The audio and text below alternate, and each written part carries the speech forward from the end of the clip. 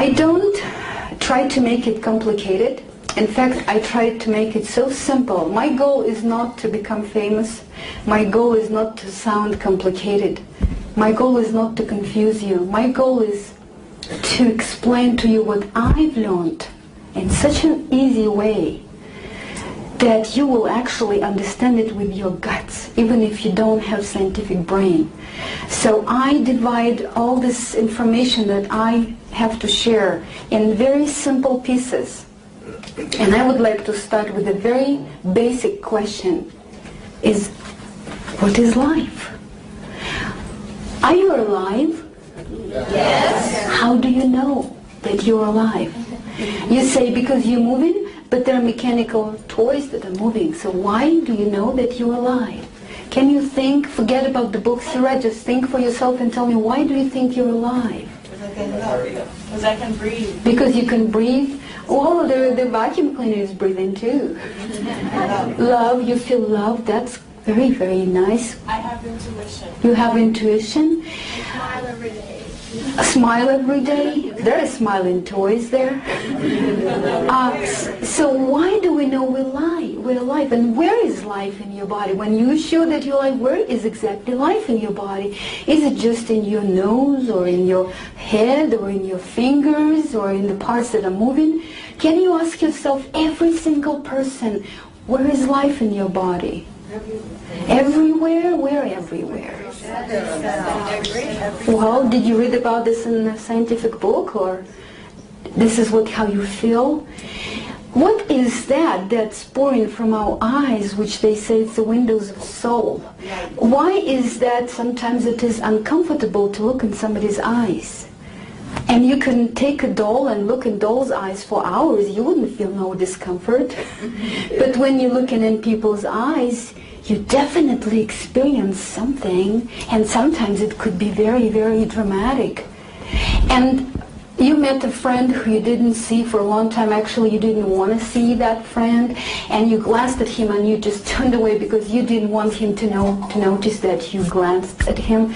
But then he knows that he saw you right away. How do you know? And you can stand on the other side of the football field, and I look in your pupils and you look in mine. The pupils are as small as letters in the book. If I place the book on the other side of the football field, can you read the book? No. How do you know exactly that I'm looking right at you there? How do you know that I'm looking right at you? That's life in us. So what do you think? Is life important? Yes.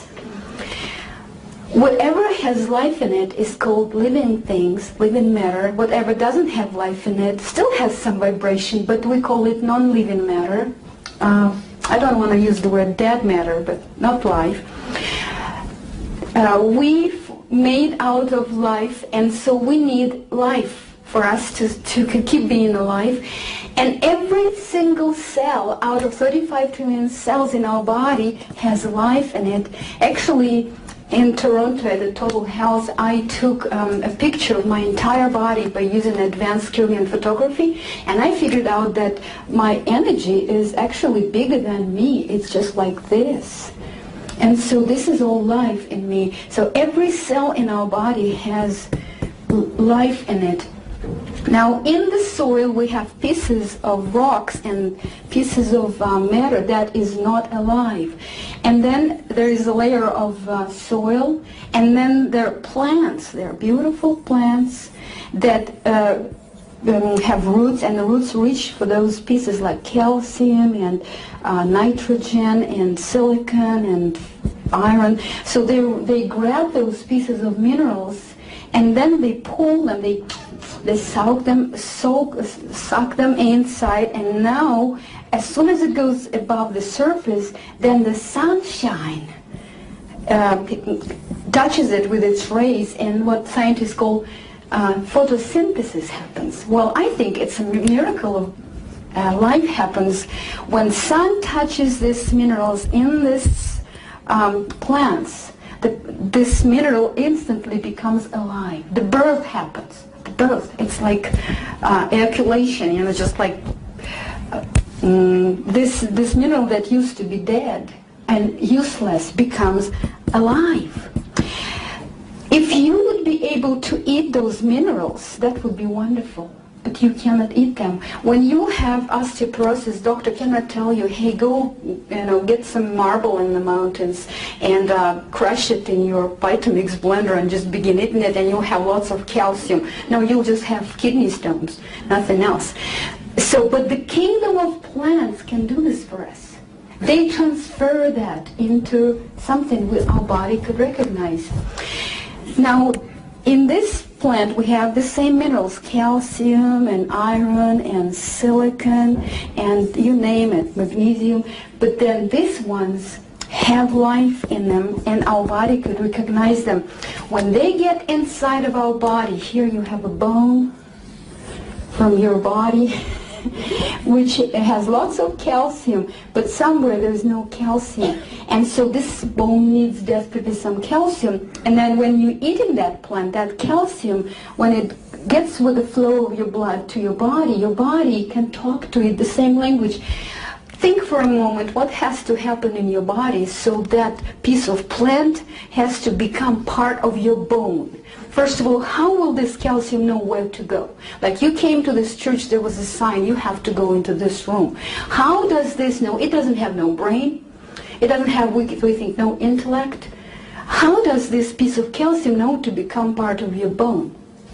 Because it speaks the same language. Because they have the same vibration that they recognize. It's like living creatures. It's like little humans, like little people. It's amazing. So whenever you need calcium somewhere and you eat high quality calcium there and it's live calcium, you rest assured that calcium will come directly when it's necessary most. Isn't that a miracle? That's a miracle. Now imagine that this napkin has lots of calcium in it because it's made from the wood. It does. Only it's not live calcium. Do you think that if I'll put this napkin in there, in this hole in the bone, it could take a space of the calcium? Will it be able to talk the same language? No. When you open the door and your neighbors, your family, people who you know come to you, you say, oh, hi, come on in, right? And then suddenly there will be a stranger who doesn't speak your language, who is dressed differently than you. You don't recognize him. Who are you? Will you let him in? Answer. Will you let him in? You say, oh, come on in, be my guest. No. Somebody who looks very strange and very different, you will say, hey, I'll call police, get out of here.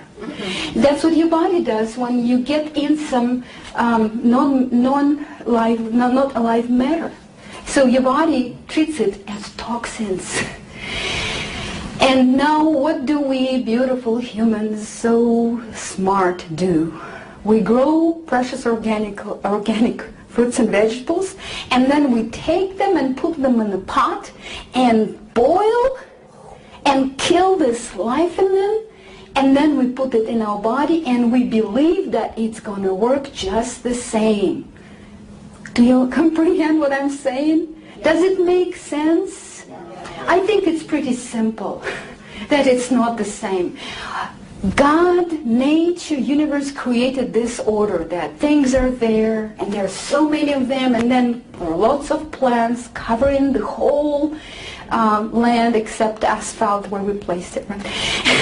And then these plants are working for us. We don't have to pay for that. It's free. They just grab in those pieces of minerals and then they expose it to the sun, and then they turn them into live elements that are vibrating with the same frequency, which is actually 12 megahertz per minute, per second, just like our body. And so then we consume those fresh, crispy, whatever, fruits, vegetables, nuts, and seeds, and our body has everything it needs, abundance. And then we die, we go back in the soil, and then there are more elements, and it's just like a circle of life. Okay? But we have created now different things. So this is just some basics about why raw food is so good, why it works, why it's better. It's something just to understand, because when I read the first book about enzymes, I had to use vocabulary like every 5 minutes. It was so complicated. Okay.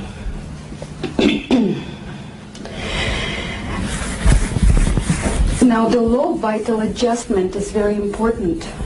Every living thing is constantly adjusting to the environment. Every living thing is changing every moment according to the environment. That's why the frog has the color of the pond. That's why the snake has the color of what? Desert. And the hair, the rabbits in Canada change their fur twice a year. They're so fashionable. They go to such extent they shed twice a year to change the color of the fur, which takes lots of effort. Why they do that? Why do they do that? For what reason? For what reason? To survive. To survive. So the living thing's body is dedicated for you to survive. Your body is dedicated and it's changing constantly. If you're telling me that you're alive, then it means your body is changing constantly. Dr. Claude Bernard in France in beginning of last century, he made this experiment. He took the glass bell and he placed a live bird under this bell, and the bird survived for 4 hours, and then the bird died from lack of oxygen. Okay? He took another bird, 4 hours, and birds died from lack of oxygen. And then, listen attentively, he changed this experiment. He took fresh bird, just exactly the same, and after 1 hour, without changing the content of oxygen, he exchanged those birds. He replaced this bird with the fresh one. If you were listening attentively, how many hours this bird had to live there? Everybody answer, please. Did you understand? Do you want me to repeat? Okay. This one would stay for, but after 1 hour he replaced it with a fresh bird. How long did this bird have to live? This bird dropped dead. He said, wow, it dropped dead. Can you think for a moment and make a discovery why this bird dropped dead? Because this bird was not adjusted for the lack of oxygen. That is why if somebody is drinking 2 cups of vodka every day, back in Russia they do it like normally, then they say, well, look at us, we're so strong Russian men. When Americans come, they just drink 2 shots and they're just under the table. Look, they're wimps. Is that true? No, their body's adjusted to drinking vodka. What does it mean, adjusted? Adjusted means with the less toxins, with the less negative effect. Adjusted. That's why smokers, they're adjusted to smoking. They could smoke 2-3 packs of cigarettes a day, when the first cigarette is the most toxic in their life. Did you know that? And sometimes the second smoke is more toxic to those people around than to the smoker, because their body is completely covered with the mucus inside the lungs, and their blood, the heartbeat goes twice as fast, so the blood comes to the heart. So their body is adjusted so they could still live as long as it's possible. The body changes. That's why those who drink coffee, their body is adjusted to coffee. And we don't know everything what body does to adjust. We only know that when you drink coffee every morning, your body creates, let us call it anti-caffeine, some substance that lowers your blood pressure. The substance that neutralizes the caffeine, anti-caffeine. And one day you decided you're going to quit. Or maybe you just ran out of coffee, or maybe you didn't have time and you didn't drink coffee. You know what happens? Your blood pressure becomes so low you have headache. How many of you practice and had this once in your life? Okay, you know that you'll have headache. And the only thing that's going to help is a little bit of caffeine, either black tea or coffee. Sooner or later you have it. But then if you continue not to drink coffee, 3 days, 4 days, then your body does what? Adjusts to not drinking coffee. And then how many of you quit drinking coffee? Just fine. Yeah, just 3-4 days and no headache. So your body is constantly adjusting. Now how does the body adjust to cooked food? The body has to adjust to cooked food. At what age? Somewhere at 6 months old, the body has to adjust. We don't know everything that body does, but I know two things. First of all, body creates the mucoid plug, which is a mucous lining, which is goes along the entire digestive tract, which is 55 feet long. 55 feet long. It's like a rubbery hose. It's a black color that covers, or maybe dark green color, covers the entire digestive tract. There is a Rise and Shine cleanse created by Dr. Richard Anderson. When people take this cleanse for a month, they pass 55 feet long rubbery hose. How many of you heard of that? Yeah, maybe even did it. Well, the good news is when you go on raw food, it dissolves and you don't even have to do the cleanse. Isn't it good? Well, don't think that you need to get rid of that because it's yucky stuff and you don't want it there. Because it is what? It is your protection from absorption of toxins from cooked food. Your body is really doing great thing to protect you from cooked food. I couldn't understand in the beginning when I went on raw food. And we've, almost 10 years ago, January 21st, and then on my birthday, July 25, we decided to celebrate being 6 months 100% raw. Being a good girl and good boy, me and my husband went to Red Lobster to celebrate. And I told in the beginning, it was just everything was good and food was so good. I said, Igor, it's going to be my best birthday ever. But before long, we started to feel so sick, and I felt cramps in my jaw, and all my inside was hurting, and he was hurting too. And next morning, we were just out of shape. And I was thinking, why in the world I feel so bad? I'm supposed to become younger from raw food. 6 months ago, I was able to eat the whole pizza by myself, and I didn't hurt that much. And now raw food made me hurt. I thought, well, raw food is not really as good. Now I understand is because my body readjusted. Then I started to think, well, if cooked food is so bad, why not everybody else is dying from eating that Red Lobster every day? They're supposed to be, according to my calculation, dead long time ago. And I see my neighbor barbecuing every evening and drinking a case of beer, and he has pink chicks and sometimes have good mood. And I was asking those questions and I didn't comprehend what's going on. Now I understand his body adjusted. Well, of course, at the age of 40, we begin to fall apart. Unless you really do something in your life different.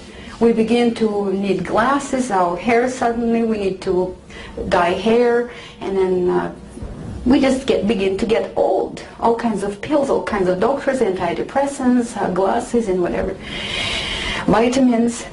But other than that, the body is dedicated and devoted for your well-being. 10 years ago, I was very unhappy with my body. I was talking to myself, I was thinking, why do I feel so, why am I so unlucky? Why did I get such a poor body? Did you see my picture 10 years ago? How many of you seen that? Yeah, you have to look at that. Then you realize that I'm really cute. Today. Because then, well, it's in this book. I'm afraid to come closer to that because it's going to squeak. The Raw Family book, there is my picture. It's one of my best pictures because the bad pictures I destroyed on the spot. And even so, 120 pounds bigger than now and really, really ugly. And I was thinking, why did I get such an ugly, smelly body? And that any time I eat a little bit, I'll gain weight. All my girlfriends eat pizzas and cakes and they don't gain weight, and I gain right away, and I have pimples and headaches and all kinds of pain in my body and dysfunctions and depression. And then something happened. I didn't go to the store. I didn't go to Big Carrot and didn't buy myself a new body. This is the same body. Do you understand that this is the same body? But I like it so much now. I love it.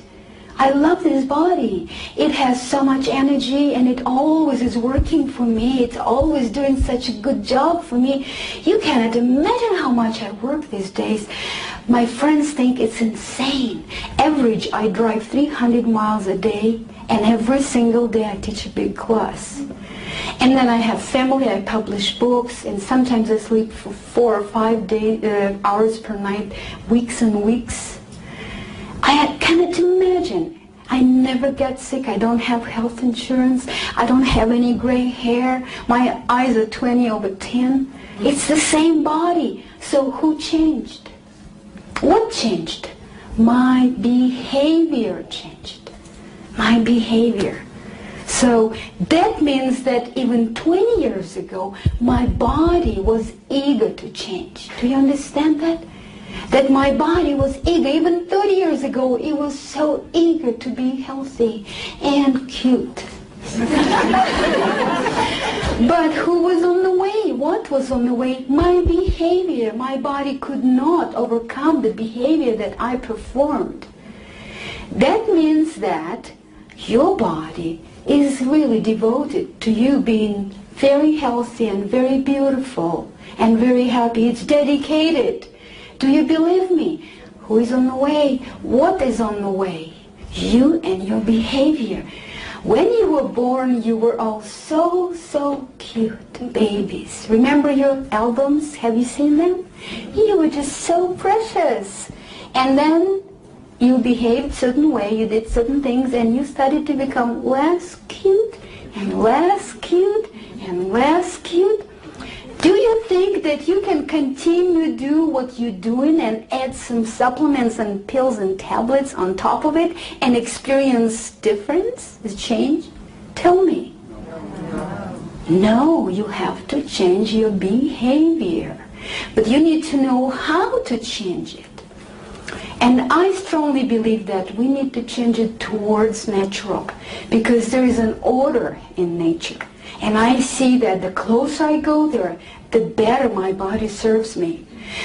Unfortunately, we have been conditioned in a certain way. This program, scientifically based, has been placed in our head, and it's so hard for us to get away from that program. It's just sitting there, and we like hypnotized. Whatever doesn't sound like that program, we reject. So let us try today, forget about that program and be very radical. Let us be our radical day and think for ourselves and see clearly. Clearly means have your own opinion, your own point of view, what's going on, and maybe we'll discover a totally different thing. And it will be now so easy for you to know what to do to feel better. Do you want to feel better? Yes. Only half people want to feel better? Do you want to feel better? Yes. So what do you need to do? Change behavior. And wonderful, so you want to know how to change behavior. Let's see. The law of vital adjustment works whether you know about this or not. There are human laws and there are universal laws. The human laws, you can break and get away with it. Like you can speed 5 miles faster and policemen wouldn't see you. I don't say that you have to do, but it's possible. You can hide from IRS $10. That's possible. But universal laws, no matter how much you hide in your cupboards, no matter how you wrap your wraps from candy and don't show anybody, the universal laws, they work no matter who sees you or not. And they're going to hurt you if you deserve it. That's the universal laws. You cannot really escape. So how does it work? When we're born, we have this beautiful body, and we have lungs, very beautiful organ for breathing. And many people think that to breathe is just to get air in lungs and that's enough. Is it just enough when you breathe just to get your air in lungs, in and out, in and out? No, what's necessary? That it's necessary that your body do that your body takes out of lungs this air. and somehow get to every one of 35 trillion cells every moment, and then collect it back and brings it to lungs. Do you think it's pretty hard job? Wow, it's 24 hours a day. That's lungs, okay? Now when we're born, we have clean lungs, empty, beautiful, the color of lips inside, a light pink color. And then when we begin to eat cooked food, then the whole picture changes. When we begin to eat cooked food, it usually involves dairy and cooked carbohydrates. Those are the most mucus-forming foods. Then the body begins to create mucus in order to grab infection or dust or anything, grab it together. And so the mucus begins to accumulate in lungs. So baby is 6 months old. Have you seen babies who just breathe like this?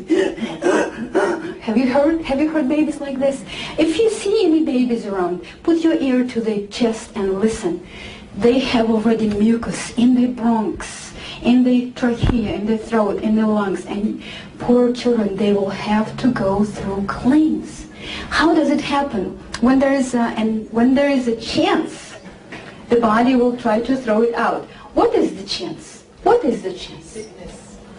What is the chance? It's when the body is very energetic, when the body has extra energy. When does it happen? On vacation.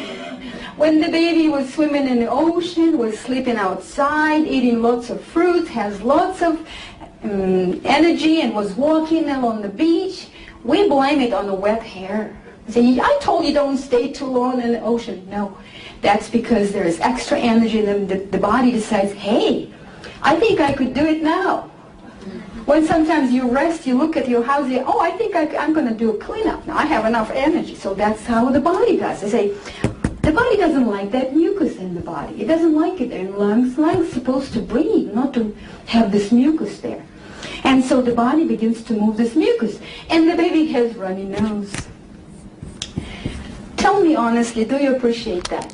When the body throws away, do you appreciate that honestly? Always they say, oh, how good, it's working. Oh, my precious baby, its body is so wonderful, it's getting mucus out. No. In some countries, I've been to Bahamas, Jamaica, Costa Rica, I've seen Russian gypsy children, they always have runny nose. And their parents, I was so annoyed by them, they never pay no attention. I said, what barbers? They don't pay no attention to children having runny nose. In our civilized world, we wipe it out. We take it to a doctor, and the doctor prescribes nose drops. What is nose drops? Is it something so valuable that you will pour it on your salad? Something you will feed your baby with a spoon as much as you can because the baby nose drops deficient, or what? And what is that? And why we agree to let doctors do that to our babies? Do we really not care? Okay, what does the nose drops do? They distract the attention of the body.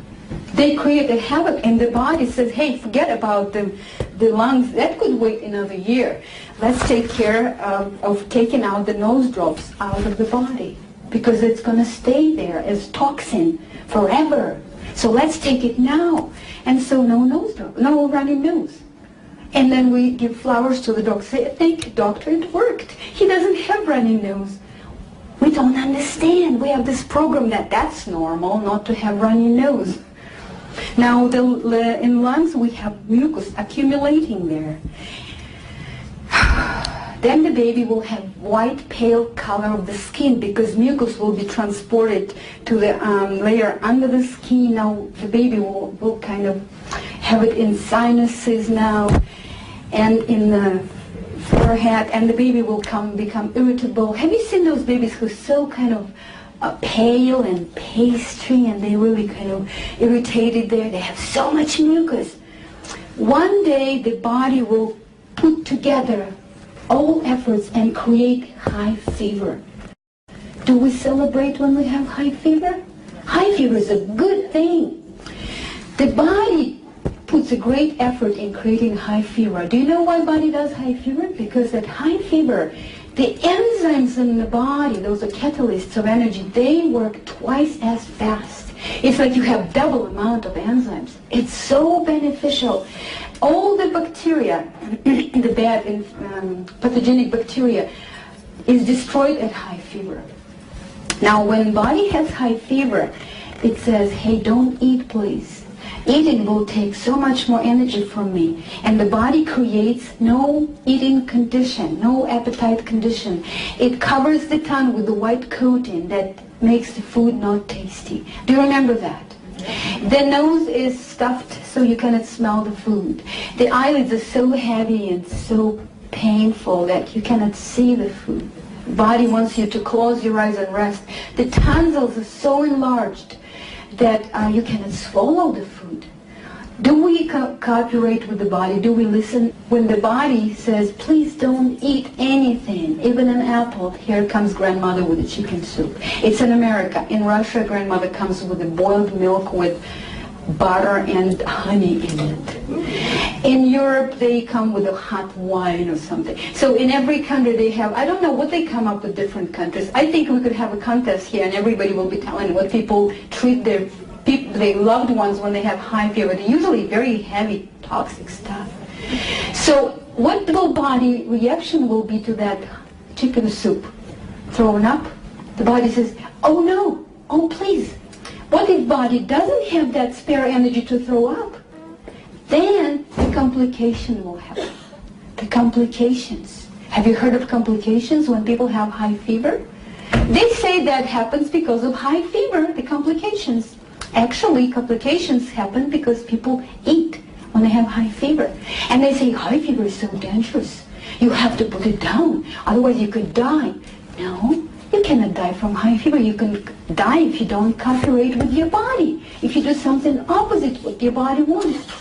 Now we don't listen to the body. For example, do you remember when you had high fever? You were feeling cold, hot, fluctuating, cold, hot. So you'll take off your covers, you put on the covers you put. Do you remember that? You remember that? So your children feel the same way because the body, when it wants to regulate certain level of temperature, and it lets you know. It's very friendly. It says, I'm hot, uncover. Now I'm cold, I'm shivering, cover back. When we have children in bed, they say, Mom, I'm hot. We say, no, honey, you have to keep the covers on. We force them. And then they develop seizures. Because they become too hot, body begins to try to get covers off. What's wrong with the covers? They just don't come, so body develops seizures. My son, when he was 1 year old, he once had seizures when he had high fever. And I called ambulance and I said, oh, this is a sign of meningitis. We're going to come and give him prednisolone shot. And I called my pediatrician, and she was a very old woman, 60 years. She was ready to go on retirement, and I was so lucky. She called me, she said, Victoria, do you have too many blankets on your son? I said, yeah, I have 3 thick blankets. She said, instantly put him in the lukewarm shower. Put him on your lap so he doesn't get scared of cold water. So I did, and his seizures stopped. When the ambulance came, they were so angry at me. They said, let's give him shot anyways, since we came. So what do we do when somebody has high fever? We treat him with aspirin, salicylic acid. You know, salicylic acid is a toxic poison. The witches in 15th century, they were using it to poison people to death. Salicylic acid. And you know how bad it is for your body, your precious body that is dedicated to you, devoted? So we treat it with aspirin. This aspirin stays in your body, almost impossible to get it out. It stays in your body for the rest of your life, and as a result of that, you cannot develop high fever anymore. Just remember, when you were 5 years old or 4 years old, you had very high, good quality fever. If you were treated with aspirin, since then you never had high fever anymore. You had low fever. Your body cannot go any further because it's like chains on your body's organs. Do you understand what I'm saying? Is it true that when you had high fever, you treated with aspirin, you cannot have high fever anymore? Do you remember that? Anybody? Right? Yes. The good news is that if you go on raw food, the aspirin will leave your body. And your body will become normal and you'll get your high fever back. Everybody in my family had high fever. It was wonderful. Because, you know why it was wonderful? Because when I was treated, when I had high fever when I was a child, it usually would take a week, sometimes longer. And then I would feel weak long time after that. They wouldn't even let me go to the gym. Now when we were on raw food diet and I had fever, it only lasted 6 hours because I was cooperating with the body. I stopped eating right away. I gave myself an enema. I stayed in bed. I took cold showers when I felt too hot or something. And within 6 hours, you know what happened? I felt better than before. The high fever only lasted as long as it needed to last. Can you guess what's my favorite animal? My favorite animal in the world is bacteria. I'm dedicated to research and support and whatever it takes, promotion of bacteria, because we totally misguided and misunderstanding what is this all about. Bacteria's job is to recycle on that planet, I think. Recycling. Bacteria can recycle something that none of us, none of you, none of me could recycle. It recycles dead living things back into the soil. Can any of you recycle dead mouse into the soil without bacteria? You can recycle plastic into plastic. I can recycle paper into paper. But nobody could recycle anything living, dead living thing into the soil, because that's bacteria's job. That's what it is. And it's very important because without bacteria, we won't have any soil. And without soil, we cannot live. We cannot live on that planet. Do you agree with that? Yeah. So it's very important to have soil. Why do we need soil? Because we grow things. We grow our food. Our most important food grows from the soil. Well, whoever created bacteria, the creator was genius and brilliant, because bacteria is small and large, or we could say smallest and largest at the same time. Isn't it amazing? Bacteria is smaller than any living cell, and it will get inside your body without causing any disturbance. And it doesn't even need a couple to multiply. And bacteria could multiply to any size instantly. Isn't it great? Doesn't matter if there will be 10 chickens or 1,000 of elephants, there will always be enough bacteria instantly.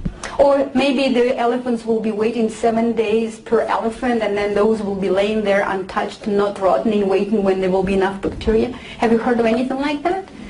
There will be always plenty of bacteria. And then when the rotting will be over, there will not be bacteria wandering around. They will go back in the soil and wait there patiently.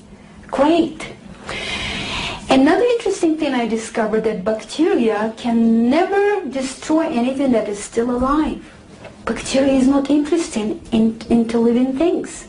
Example, redwood trees. How long do they live? They live up to 3,000 years. Their roots are in the soil, covered with bacteria, unprotected, never rot, until the tree dies. 3,000 years. Some of those were planted before Jesus Christ was born. And bacteria doesn't dare to touch them. What does it tell us? That bacteria is not really interested in human flesh. How did it happen that we became so afraid of bacteria? I imagine that one day Louis Pasteur got for birthday a little telescope or something, microscope, and he was just playing with it thinking, what should I do with it? And then he figured out, I'm going to make some research. It was a long time ago.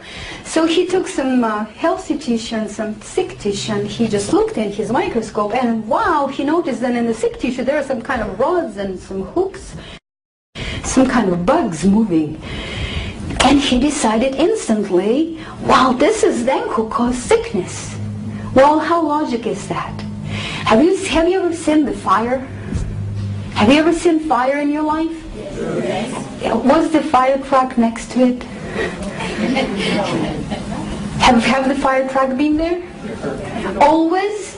I bet they caused the fire. Wherever I go, folks, there is fire, the fire truck is right next to it. I bet fire trucks cause the fire because they're always where the fire is. When Louis Pasteur expressed that, certain people benefited monetarily right away from creating that kind of fear. And they started to plant this fear in everybody's heads. And if people even didn't believe in that, they thought, what if? I don't want to take a chance when talking about my baby. Ooh. And they started to take certain precautions. On the deathbed, Louis Pasteur said, hey, somebody, come to me with a notebook and a pen. I have something important to disclose. And he said, I was wrong. I was mistaken. It's not bacteria that causes disease. It is the disease that attracts bacteria. And you know what? That's been protocoled and that's been published. But the fear already has been planted. And the fear is so hard to get out of the brain. Because when it's fear, it paralyzes us. It directs us into different direction. And we cannot really just trust. We cannot just say, hey. And where did it go? It went now so far away. Today we're totally confused. Today we don't see the real enemy. But we're still afraid of bacteria. So let me be brave and bring some light to that matter. Today we confused bacteria and chemicals. We're not afraid of chemicals. We're paranoid, afraid of bacteria. I am afraid of chemicals. And I have another question for you. Do you think bacteria, when it's rotten, smells bad? Do you think it smells bad? Well, honestly, what do you think? It smells bad? Please answer. Yes. Have you been to the forest? Yes. Does it smell bad in the forest? No. Does anybody rake leaves in the forest every fall? No. Are there any bathrooms in the forest? No. Are there any cemeteries in the forest? So all these millions of animals die right there, and birds and snakes and insects and all of those moles and mooses and everybody die there, and nobody rakes leaves and nobody goes to the bathroom. Everybody's just doing it, and mooses and everyone just right there, and it still smells good because the rotten actually doesn't smell very bad. It actually smells like sour. Okay? Or just, it's like sweet. Where does it smell bad? It smells bad in the civilization. Why does it smell bad? I started to brainstorm and I started to make research and I figured out in 1800 humans took crude oil and they divided it into about 80 chemicals. Until then, everything that existed on this planet was created by Creator, by universe, by whatever you believe it, by nature. It was all natural. And it was all biodegradable. Do you agree with that? And then we took crude oil and we divided it into about 80 different chemicals. Today, just from crude oil, we make 83,000 chemicals. 83,000 different names that are not biodegradable, that cannot be recycled by bacteria, that cannot be anyhow go back into soil and become part of the earth, that we use, that we absolutely need in our life. And poor bacteria, when it's so dedicated and it tries to recycle this unrecyclable stuff like styrofoam, glass, plastic, metal, you name it, it mutates.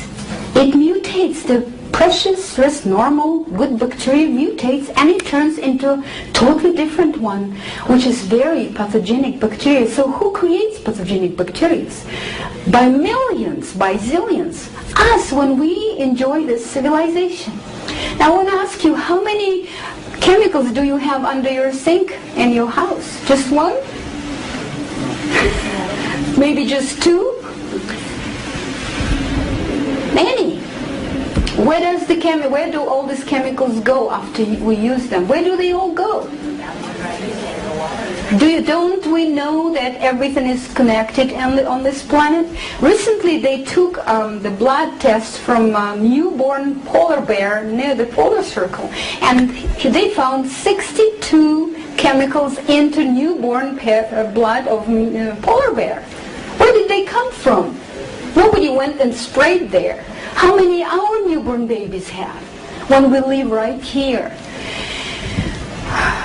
Now, the soap. That's a big issue, the soap. They say you have to wash your hands with the soap. So what is soap? What it does? Can you imagine how brave I have to be in order to discuss that in front of people? Well, first let me tell you, I didn't wash my body with soap for 6 years now. Never, even once, for 6 years. Okay? And I don't smell. Well, rarely I wash my hands with a soap, and I'll tell you why. I did research, and God bless the internet. I went into internet and I found an article dated 1812 in Russian magazine. It said, Eureka, French people created rose water in 1812. Create rose water. That was the first predecessor of soap. It was just the water, a few drops of rose in it. That's the first soap. What was the reason? The reason was not to antibacterial. The reason was to smell good. And then they started to develop, but some people figure out when you plant fear in somebody's head, they will buy much more. They will buy it for every family. I went ahead and I read how the Tsar family were washing their linens. They would take their linens to the Moskva River, and they would choose the nice-looking girls, and they will make them beat these linens or put lots of clay on linens and sheets, and they'll beat them with round sticks and sing. They had to sing a love song loudly, and then maybe they do it for an hour. Then they wash it in the river and then hang out to wind dry, and that's the Tsar will sleep on that. No bleach, no chemicals. So if you ever sleep on things like that, you sleep like a Tsar. There are several very wonderful books right now published about natural bacteria that we all have, as all living things have. If you don't use soap, then you have very good bacteria covering your entire body. That's protective bacteria, like acidophilus, bifidum, like good bacteria, very healthy. It's healthy to have this bacteria because this bacteria is there on guard, and it will not let any pathogenic bacteria get inside your body. You don't want pathogenic bacteria get inside. But the best protection is your own good bacteria that covers your body. The soap instantly destroys it, opens the gates, and you cannot stop it because you never know. Now we're so afraid of bathrooms, and I've seen women doing that. They go around and just doing that. Now can you tell me what's the difference between bathroom door and the handle on the cart in the store and the door, any handle of any door in the church, in the store, in your house, in hotel, in a restaurant? Is there any difference? I would think the only difference is the door in the bathroom has more chemicals on it. How do I wash my hands? I just wash them for a long time in lots of water. I read how people washed their hands before they had soap, before they invented soap. They were washing it with dirt, with clay, with sand. In India, they wash it with ash. And in different countries, clay. And I tried to even wash my hair and my body with the dirt when I was in the wilderness. You know, my family lived for 6 months in the wilderness. And it was the best, but it will clog the sink, so I cannot do it at home. So whenever I wash my hands, I make sure I wash it long time. If I want to conserve water, I'll put it in the bowl, and like in old times, I wash it long time in the bowl. And I feel that my hands are very clean. And I love my hands. They're so soft. And just, I can feel a lot with my hands. Okay, now you'll say, Victoria, we're afraid of disease.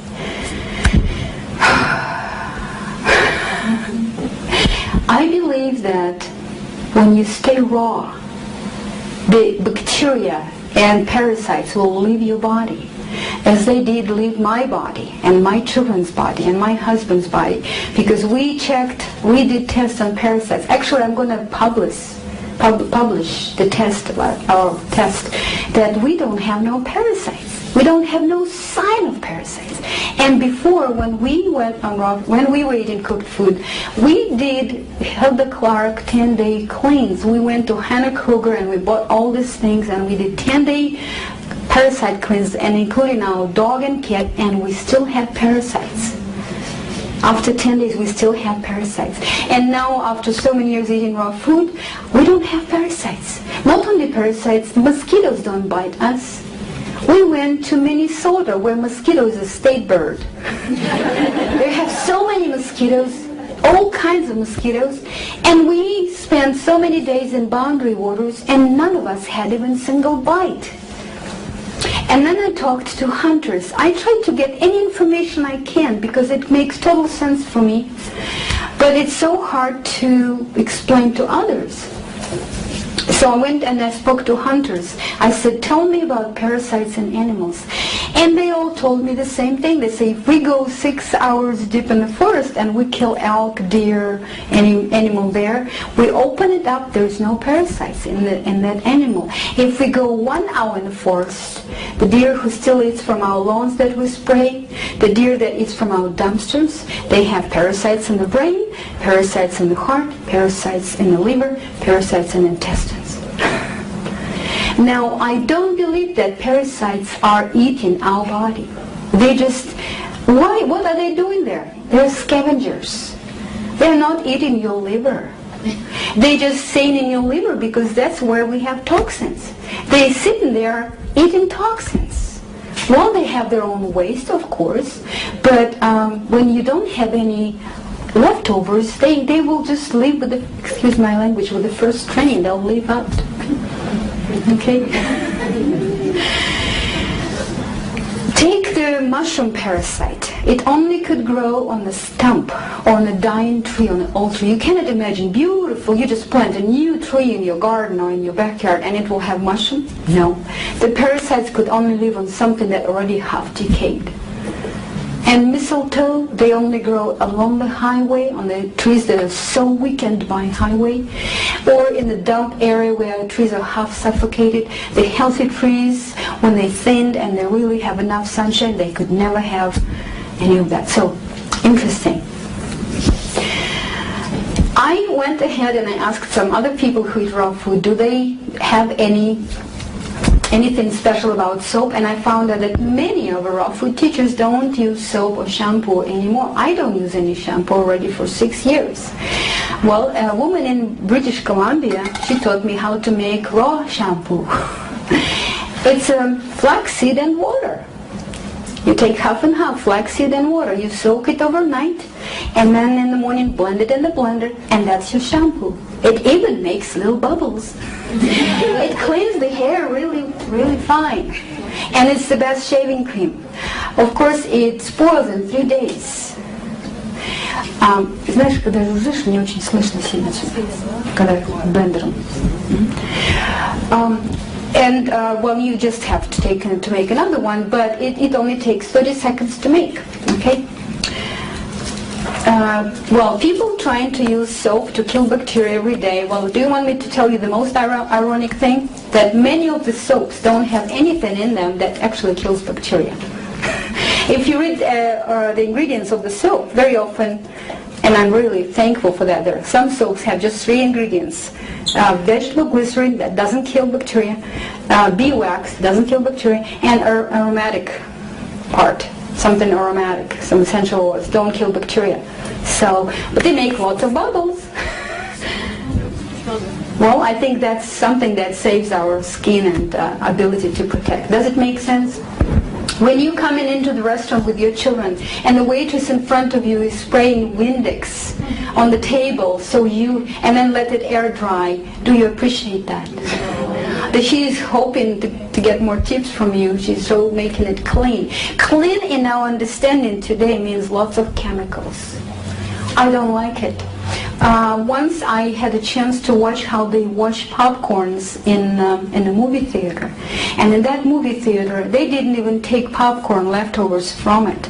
They just moved it with a piece of plastic to one side, sprayed it with toilet cleaner, and then wiped it with lots of paper towels to make it sparkling clean, then moved it back and did the same with the second half. That's modern civilized society. No bacteria. Every bottle of Lysol says there instantly kills 99.9% bacteria. Is this the enemy? We need to really rethink that. The enemy is chemicals. Chemicals will destroy us. For sure it will destroy our children and our unborn children. But bacteria will stay. We will die, but bacteria will survive. God created it so powerful and so able to mutate that it will continue. And so I really like bacteria. I think bacteria is not its fault. It's we created this artificial fear. Does it make sense? Yes. Well, I know that it's theoretical, and I don't expect you to overnight stop using soap. First, you maybe need to go on raw food and kind of get your intestines cleaner, your inside cleaner, and then maybe you will feel more safe. But you could do some steps. At least you could begin to use more biodegradable soaps in your household. Okay, and baking soda and hydrogen peroxide for washing some of your vegetables, or just not too many chemicals. Okay, thank you.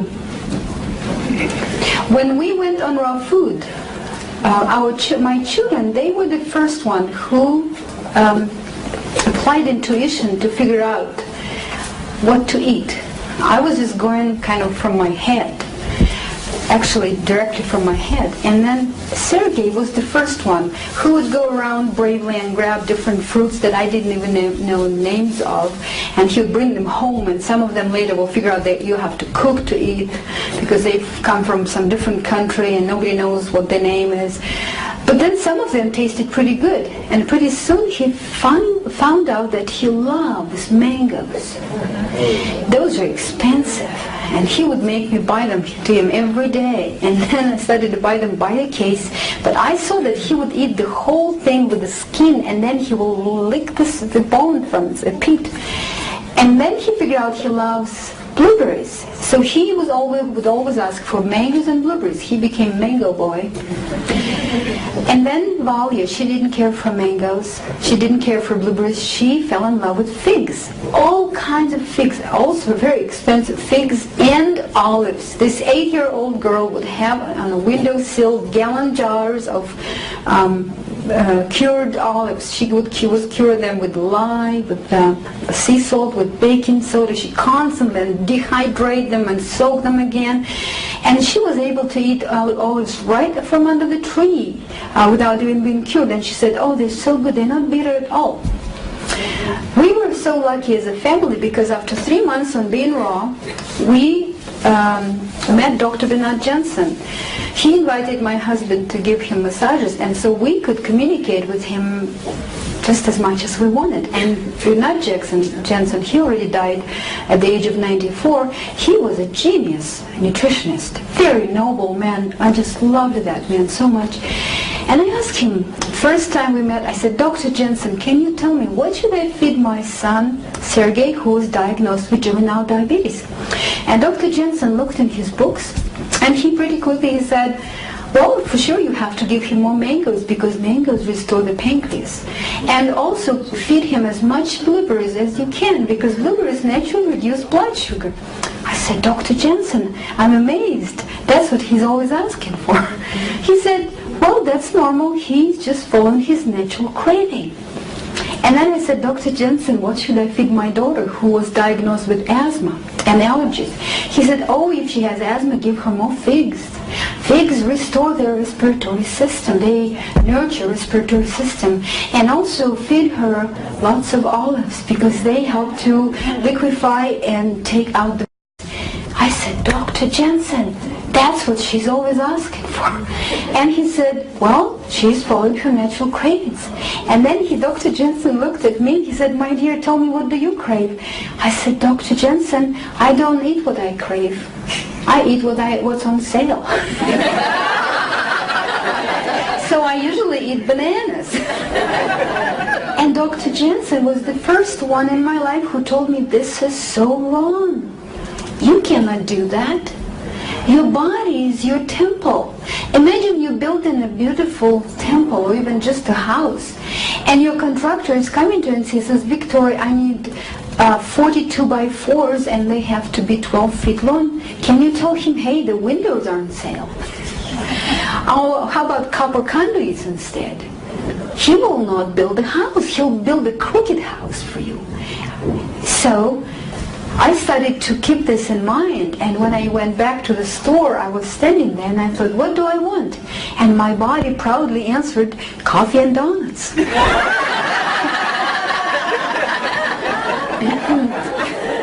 Well, and then it took me years before I really figured out what to eat. It took me years because I was not properly educated when I was a child. Now I know that whatever is addictive, which is cooked food, is all addictive, and we'll talk about this in our second part of the day today. But cooked food, I know, is addictive, and whatever is addictive wants to come back. It pushes out everything else.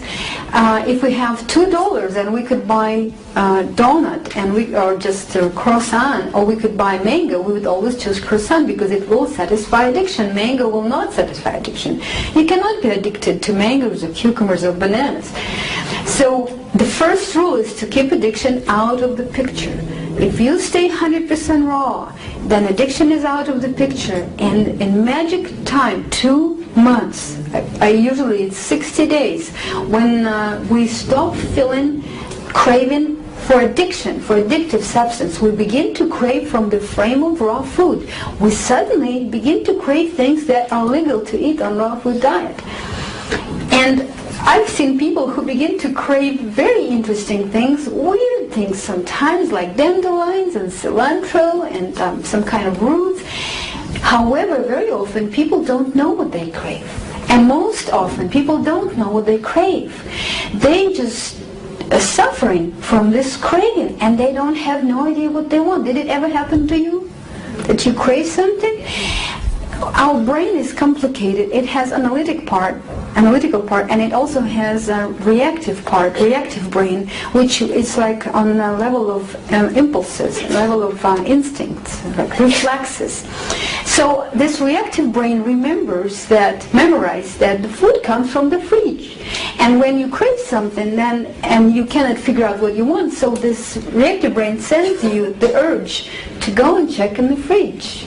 Well, that's where food comes from, and then we begin to fall, just like dogs, when you feed them from the same shelf, they keep barking on that shelf. So we keep going to the fridge and open, and we're searching and searching for something there. We don't know what. If you stop and say, hey, what do you search for? You don't know. As if you don't know what is there, as if you were not the one who put it there. Our children do the same thing. And we tell them, hey, stop defrosting the fridge. Go play, you just ate, you're not hungry. But they keep going and just looking for something. Have you noticed that? We have not been properly educated, introduced to the foods. If we were educated properly, then our parents will begin to introduce the best foods to us, the whole variety, just when our teeth are well developed, which is age of 3 and 4. They will begin to introduce to us 12 or more kinds of seeds, including pumpkin seeds, sunflower seeds, sesame seeds, poppy seeds, different seeds, quinoa and stuff, and 18 different kinds of nuts, not only almonds and walnuts, but hazelnuts, Brazil nuts, and macadamia, all kinds of nuts, 200 or more different vegetables, and 300 or more different fruits. Unfortunately, we introduced to our children 200 different candy, 25 kinds of cereal, and 15 kinds of bubble gum, and 3 kinds of pizza or more, but not the right things. So how do we introduce those things to our children? We take, for example, little Elaine was 3 years old, and mother comes to her and says, Elaine, give me your little palm. Yeah. And I put in her palm 5 pumpkin seeds, and they're raw, and I say, hey baby, eat them, chew them thoroughly, and they're not roasted and salted, they're raw, and I prefer that Elaine stays hungry at that time. She was hungry. And then she will chew those pumpkin seeds, and what will happen? Her brain will process the information. Hey, we got very high quality zinc from that source. And in her memory, in her basic memory, there will be this connection. Pumpkin seeds, zinc. And then she will never have bristle nails in her whole life. Whenever she'll need zinc, she'll look at her green wallpaper and it'll look like pumpkins to her. She'll go to the store and from the corner of her eye she'll see that something is flashing at her. Oh, what is that in the corner? Oh, pumpkin seeds. Oh, I would love some pumpkin seeds. That will be completely intuitive.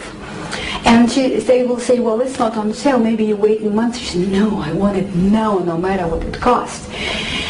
And then you would always know exactly what you need to eat. That's how animals introduce the food to the cubs, to the little ones in the wilderness. At the proper time, when they're hungry, they introduce different variety. When you will have all this rainbow of different elements available and memory of it in your head, then you can survive anywhere in the world. You can go to one country, to another, Africa, India, you can go north, you can go to Iceland, you'll find what to eat everywhere. We started to do this later. Like my children, they did it when they were 8 and 9, and I started to do it when I was already in my 40s. And it took me years, maybe 2-3 years, before I was able to tell exactly what I need to eat. Today I know exactly what I need. Like yesterday I craved 2 kinds of sprouts, sunflower sprouts and buckwheat sprouts. And I was so lucky when I came to Super Sprouts yesterday, because I just put away all the shame and I just told to the owner, I say, I would like some sprouts because I've just been craving them for 2 days. And they gave me sprouts, and on the way back home I was munching them and they were delicious. And I always know exactly what I want. When I want strawberries, I will go and I get myself strawberries. And another thing I noticed, if I eat what I crave, I eat a lot less. If I crave raspberries, I'll eat this box of raspberries, and that will satisfy me for a day. If I eat what I'm not craving, I'll eat and eat and eat and eat, and still I'll feel hungry, not satisfied. And the same with my husband. And I noticed that we all crave different things. For example, Sergey, he loves bean sprout mix. He would eat it like every other day, almost around the year. It's something he needs there, he can use there. He could just eat it plain. He doesn't put anything on it. He just puts them and then he says, oh, why is that so good? I don't like bean sprouts. You can pay me money and say eat, and I won't eat them. Valia, she doesn't love bean sprouts much. You look at him like kind of, he makes it look so tasty, but she'll try them. No. She eats something else. She likes bitter stuff. Like I like bitter stuff. She likes endive and escarole and frizzy. When you will introduce yourself to 100 different vegetables, you'll know what I'm talking about. Or radicchio is another bitter. And that serves us. I will tell you one story. When 2 winters ago, Sergey broke his clavicle. Of course, I was teaching 600 miles away in Seattle. And he landed on his clavicle on a marble, sharp rock covered with puffy snow, crack, and he just was, and his shoulder suddenly became here. And he said the first thing he wanted, he said, suddenly my lips became so dry and I wanted wheatgrass juice. Well, he never particularly liked that drink. He knew that it's good for him, and he tried it, and he was even growing wheatgrass, but he never would just go for it. And this moment, he dreamed about wheatgrass juice. He said, I suddenly felt like I could just drink like a big coffee mug of it. And the first thing he did when he was taken home, he sent Valia to the store. He said, take all our petty cash and go to the local health store and buy, like, here's a quarter jar, just as much as you could buy for that. And then he'd take all the pulp also. And when she brought it home, do you know what he did? He was squishing it in his mouth, and he said, oh, this is so sweet, this is so good. He drank it all, and he put it on his wand, and he just put all this pulp in there. The next thing he craved was sesame milk. Interesting that he didn't want anything else. He completely didn't want to eat. He just wanted to drink, and then he wanted to drink sesame milk. Valya was complaining to me. She said, he's been exploiting me. He made me to make him a pitcher of sesame milk every couple hours, and he was just drinking it like crazy. When I returned home in 2 days, I was horrified by the big ball he developed on his clavicle. And I thought, it's a tumor. And I took him to the doctor, to emergency. And it was the same doctor who took him in 2 days ago. And the doctor said, oh wow, what a miraculous healing is going on. There's a medical doctor said that. I said, what do you mean healing? Look at this, it's like an orange size. It's the size of an orange. He said, that's a natural cast that body creates. He says that usually it's the size of a tennis ball. It's a small ping pong ball. That's calcification. It happens temporarily, and after maybe 2 or 3 months, then it dissolves completely. That's how nature heals this casts, broken bones. Because there are some parts of our body we couldn't put cast on, so clavicle is one of them. And he said, I see that he developed such a big one in 2 days. He says, it's unbelievable. And then when he was just taken by emergency, they told him, by ambulance, they told him that he will have to wear braces for 6 months, that he will have to forget about snowboarding for this winter, he won't be able to take shower for like 4 to 6 weeks, he won't be able to move his arms for 12 weeks, and they told him he'll have to take painkillers. He didn't do any of that. In 4 weeks, he was swinging on a rope in Hawaii when we were doing our next class. In 4 weeks. So this cast, it was because he was craving calcium. Sesame milk has lots of calcium. The doctor also says that usually when people have broken bones, they lose teeth because the calcium is drawn from different bones to the sick part of the body where the healing is going on. And because he was craving wheatgrass juice and sesame milk for several days, he had plenty of calcium, and none of his bones suffered from leaking calcium. So isn't it wonderful? Wouldn't we all want to have that kind of health insurance? I want to remind you and emphasize that our body never makes mistakes. We've been programmed to believe that we have to manage our body, we have to order what to do, we have to take charge of the body. I don't believe so. I think body is miraculous. It has a very high intellect, and it has wisdom, and it never makes mistakes. If you don't believe me, let's make an example. I quickly run around and poke everybody in everybody's left eye with my finger, and we'll see which eyelid will blink, left or right. And we'll see if it could be possible. Can you imagine that I'll poke in the right eye and the left eye will blink? Can that be possible? No. The correct eyelid will blink without you even thinking about this. How does the body know? Can you answer that question? How does the body know? It knows everything it needs to know. We think that we have to do something to the body. We should respect it. It lived on this planet for so many millions of years. It knows everything the best. The only thing we could do is we could cooperate or we could go against it. Which one would you like? Which one would you choose? Do you want to cooperate with your body? So do it. Cooperate with your body. And when you feel tired, rest. When you feel sleepy, sleep. When you feel thirsty, drink. When you feel full, stop eating. When your body feels like walking and stretching, walk. When your feet are in pain from high heels, throw those high heels away, recycle them.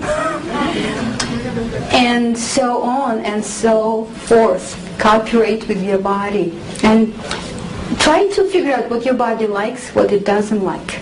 Does your body like makeup on your face? Does your body like the eyeglasses? Does your body likes everything you do?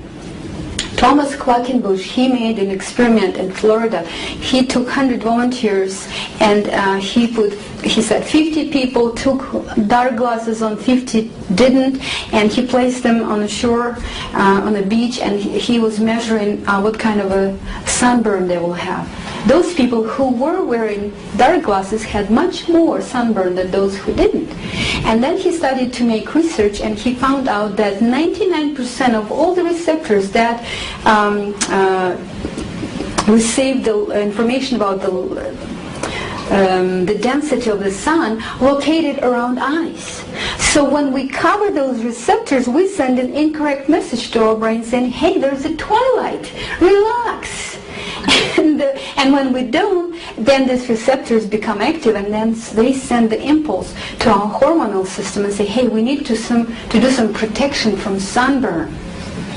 Yet we all think we're so smart by putting dark glasses on. Then when we keep all those dark glasses on, we begin to lack vitamin D. Tom Quackenbush, in his book Relearning to See, he states that we absorb most of vitamin D by this part of our body. And if it's always covered with glasses, either clear glasses or dark glasses, because clear glasses also have UV protection in them, we begin to develop lack of vitamin D. What is the sign of lack of vitamin D? Is irritability by the sunshine. When you have to squint, that means you already lack vitamin D, roughly. And then when you squint, then you want to wear more dark glasses, and then you're trapped in a vicious circle. I remember how I was always irritated by bright light or snow or sunshine, and then I would always have lines here. And then now, when I learned this from Tom Quackenbush, I threw away all the dark glasses we had in my family, and I stopped wearing them no matter where I go. Whether I go to the equator or whether I go to the snow country, I don't wear dark glasses. And I don't have any more lines because I'm not irritated anymore by the sun. Now he also teaches about yawning, how important it is to yawn. He says when we're yawning, what happens is the bulb of the air goes up and it pushes on the pituitary gland and it squeezes some hormone with tears in our eyes that protects our vision. When we suppress the yawning, we make our vision poorer. Everything that body does, it does so perfect. We think we're so smart and we constantly interfere with the body. We don't let it be healthy. We don't let our body to have good vision, good hearing. The hearing.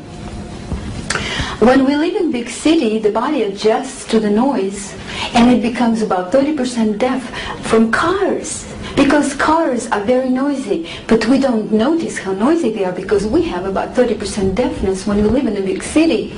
If you ever spend 2 months in the woods and you will gain 100% hearing, and then you will come to the car. When we lived for 2 months on a trail, and then we needed to go to the post office to pick up one of our mail drops that we sent to ourselves on the trail with the supplies, we asked a man to give us a ride, and when he turned on the truck, all 4 of us started to run away from the truck with the yelling, and the man thought there's a bomb or something, and he started to run away. And then he said, what's wrong? And we said, your car is so loud. We've never heard such a loud car. And then later we were just laughing because our hearing restored, and this car was scary.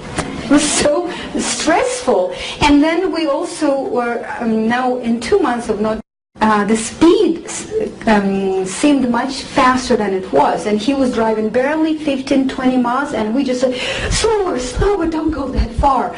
We were all having almost heart attack from him speeding. Because in the forest, in 2 months, we completely became normal.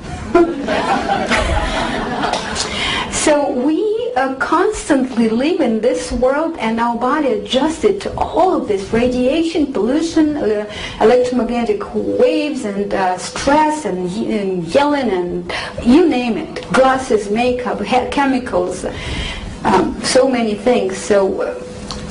And we have to pay for every adjustment. We have to pay with our lifespan and health. Well, and the biggest of all is eating cooked food. So what my main message to you is that our body never makes mistakes, remember that. And if it doesn't behave how you would like it to behave, it means that you don't understand what's going on.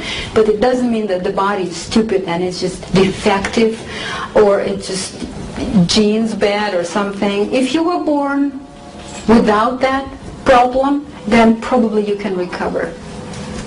At least whatever, 80% you can recover. Okay? And now I would like to talk about sleep. Because we could go to such a great extent and we could change our whole lifestyle dramatically and become raw, and still wouldn't feel good. So I want to talk to you how by just improving your sleeping conditions, you can dramatically improve your health. Whoever created us, Creator, was very, very, very genius. He predicted that we would try to abuse our body as much as we can.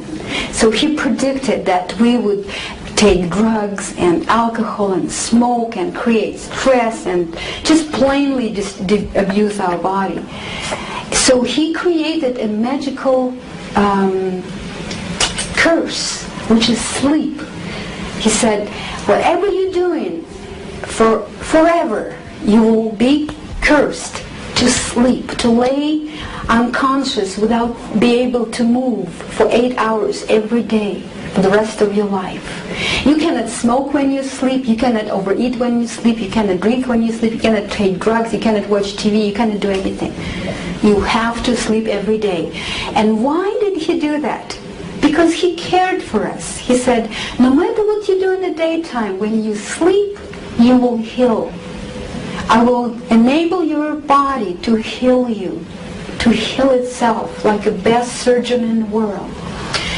And so when we sleep in, we're healing. And if you sleep in properly, then you could almost completely recover from whatever you do in the daytime. But do we sleep properly? I found that we don't. Well, number one, our body is vibrating with a certain frequency, which is about 12 megahertz per minute, or 12 megahertz per second, which is it's a very, very slow, it's love. It's from David Icke. I read it from David Icke. The same frequency, trees, the nature, animals, 12 megahertz. That's why when we hug the trees, we slowly begin to vibrate with the same frequency and we come down. When we're in stress, it's 40. When we're stressed, and usually when we act at work or in traffic, it's 40. When we watch TV, instantly 40. Then you feel unsafe and you want to protect yourself. You feel like scared. Anybody could do anything, harm to me. But when it's 12, you feel one with everybody, you relax, you don't expect anybody to jump and do something to you. When you sleep, it of course has to be 12 in order for you to heal. Do you understand that? That's when body could reach homeostasis, this natural balance when everything becomes healing and normal. And here is, we put this alarm clock next to our head, which is vibrating with 250 megahertz. And do we realize we have to remember that our body is not over right here. It has this energy, and the whole field is vibrating with 12 megahertz. And if we have this alarm clock right next, electrical alarm clock right next to the head, which is vibrating like very, very fast, does it let your body heal? No, it destroys the whole healing. How many of you have alarm clock next to your head? Honestly, thank you, bravely, wonderful. And some people don't have time, they're so busy, they don't have time to turn off the computer in the bedroom. How many of you have that? Computer in your bedroom, and a music station, that TV that has huge, it has minimum 6 meters. And if it's on, if you plug it off, that's fine. But if it's on, you just were watching and you fell asleep, and it's still it's quiet, but it's making you vibrate differently. And there could be the wall here. There could be a wall, and here's kitchen, and maybe neighbor's kitchen, and there's microwave in the kitchen, which is another 6 meters. And you don't know, but it's like 650 megahertz. It's very high. So you need to come home and research in your bedroom and what's on the other side of the wall, what's going on, that you really don't have any electrical features working when you're sleeping. That's number one. That's easy to do. Okay, number two, we need to have fresh air. When God created Earth, there were 55% of oxygen in the air. According to Elizabeth Baker, 55% of the air was oxygen. How much do we have today? 12 to 19. It's depending where you live, in the city, in the country. In the bedroom, it is 6. Do you know why? 6% of oxygen in the bedroom? Because we're very, very busy and we don't have time to open the window. And for 8 hours or 9 hours or 10 hours, we breathe in the same air, in and out, and finally, do you understand that when there is lack of oxygen in the body, then normal cells transform into cancer cells? And do you understand when there is abundance of oxygen, then cancer cells, they die and the body grows more normal cells? Oxygen is directly connected to our well-being and not to having cancer. Even Rockefeller knew that in 1900. In 1800.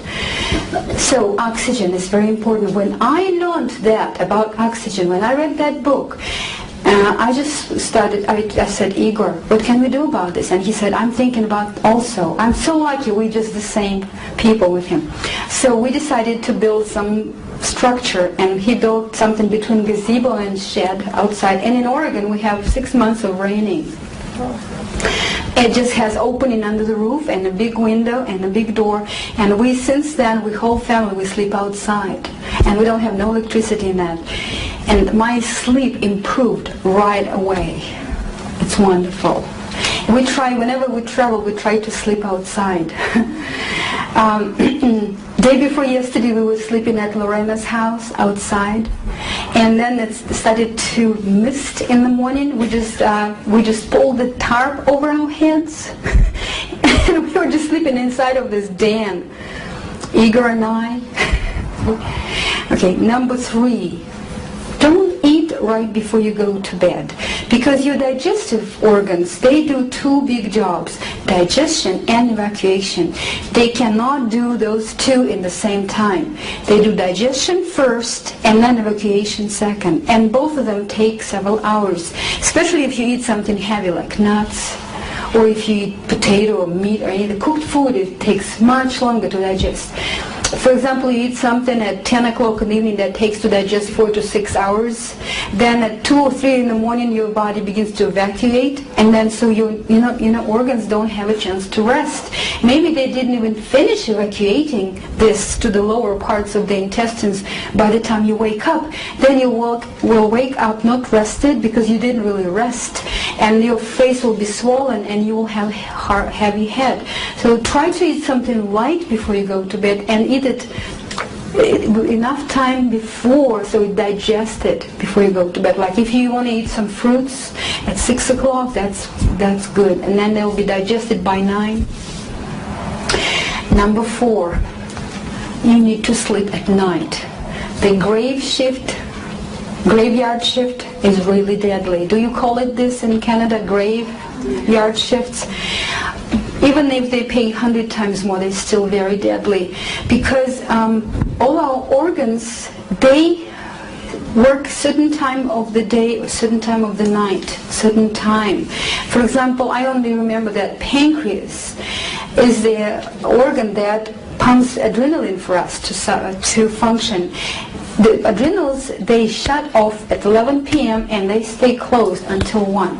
That is why at 11 p.m. approximately, no matter what you do, you begin to feel so sleepy. Your eyes just close. Even if you're driving or reading, your body really telling you, cooperate with it. It's telling you, hey, now I need to sleep.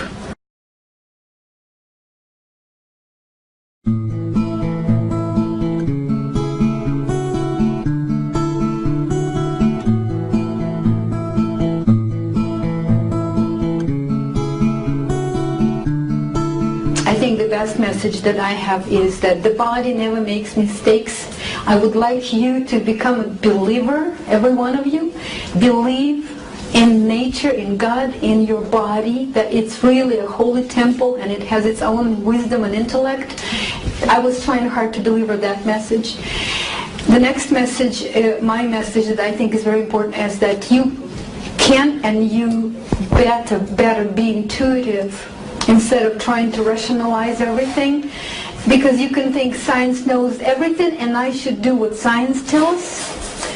Let's see, science says that it's good to pour nitrates and pesticides in the soil. It is scientifically approved method. Do you agree with that method? No. So you're here anti-scientific.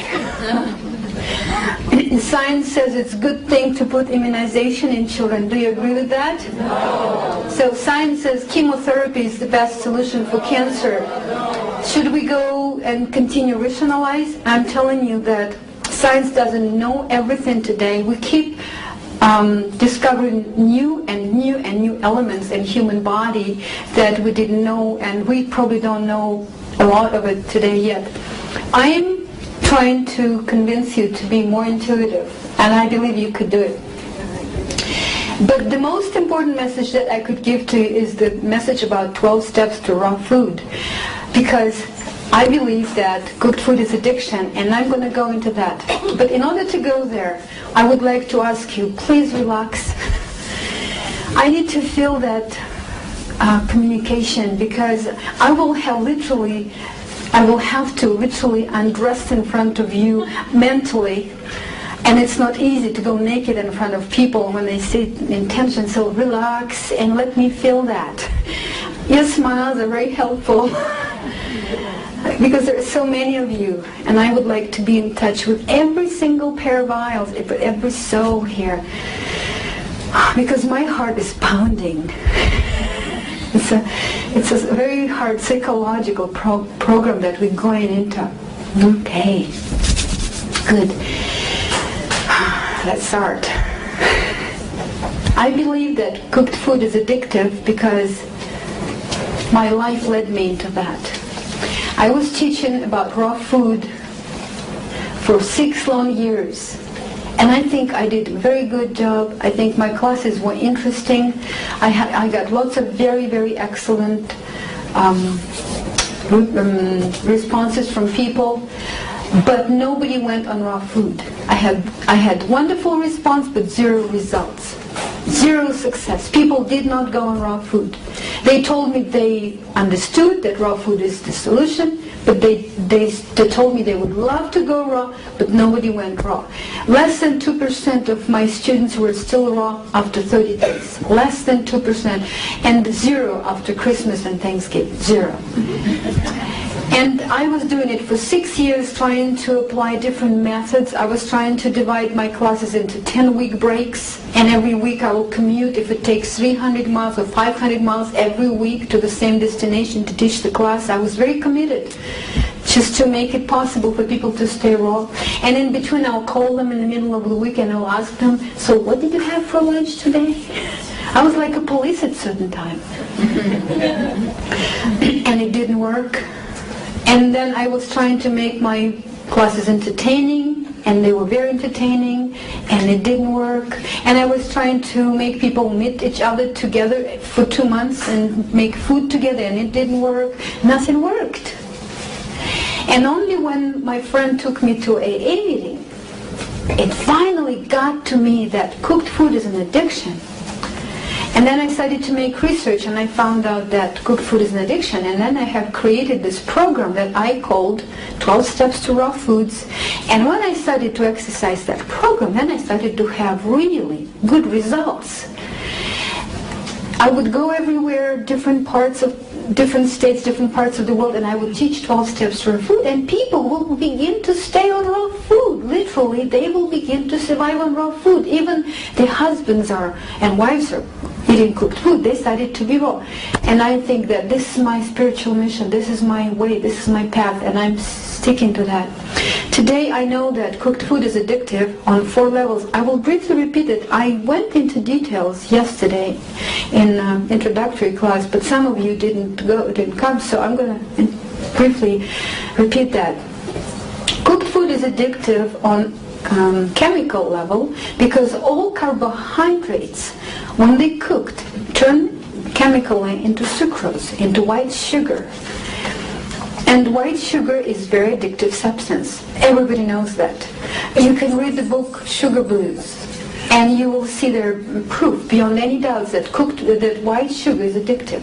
So when we eat cooked carbohydrates, it looks like it's brown rice. It looks like it's baked squash, organic squash. It has different texture, but if you will really look in a huge microscope, electronic microscope, you will see that the structure of that chemical structure is sucrose, white sugar. Okay, that is why all international cuisines are based on cooked carbohydrates. Okay, so that's just one level, chemical level of addiction to cooked food. The next one is the biological level, the chemical, biological, mental, and spiritual. So the second one is biological. We were all already been raw fooders in our lifetime when we were just born, because our mother was feeding us raw breast milk. She did not steam it. She did not pasteurize it. In fact, if you would drink pasteurized, you wouldn't be as healthy. So you already were on raw food in your life. And some people testified yesterday that they've been on just breast milk for a year or 2. So you already been raw fooders for a year and 2 in your life, straight, 100% raw fooders with no problem. And then your pediatrician told your mother that you need to begin to feed your baby cooked food. And your mother bought some colorful bottle with 18 months of life shelf and put you on a special chair and put you in your bib, and your father was there with the camera, remember? And then she said, open your mouth, baby. And you opened your mouth. But as soon as the cooked food touched your tongue, your body said no. The body recognized the harmful taste of cooked food in there, and the body said, oh no, it will take you a long time to get rid of that havoc. You'll never be the same. Don't do that. And so the baby did this, right? And then mother said, okay, father, hold the baby.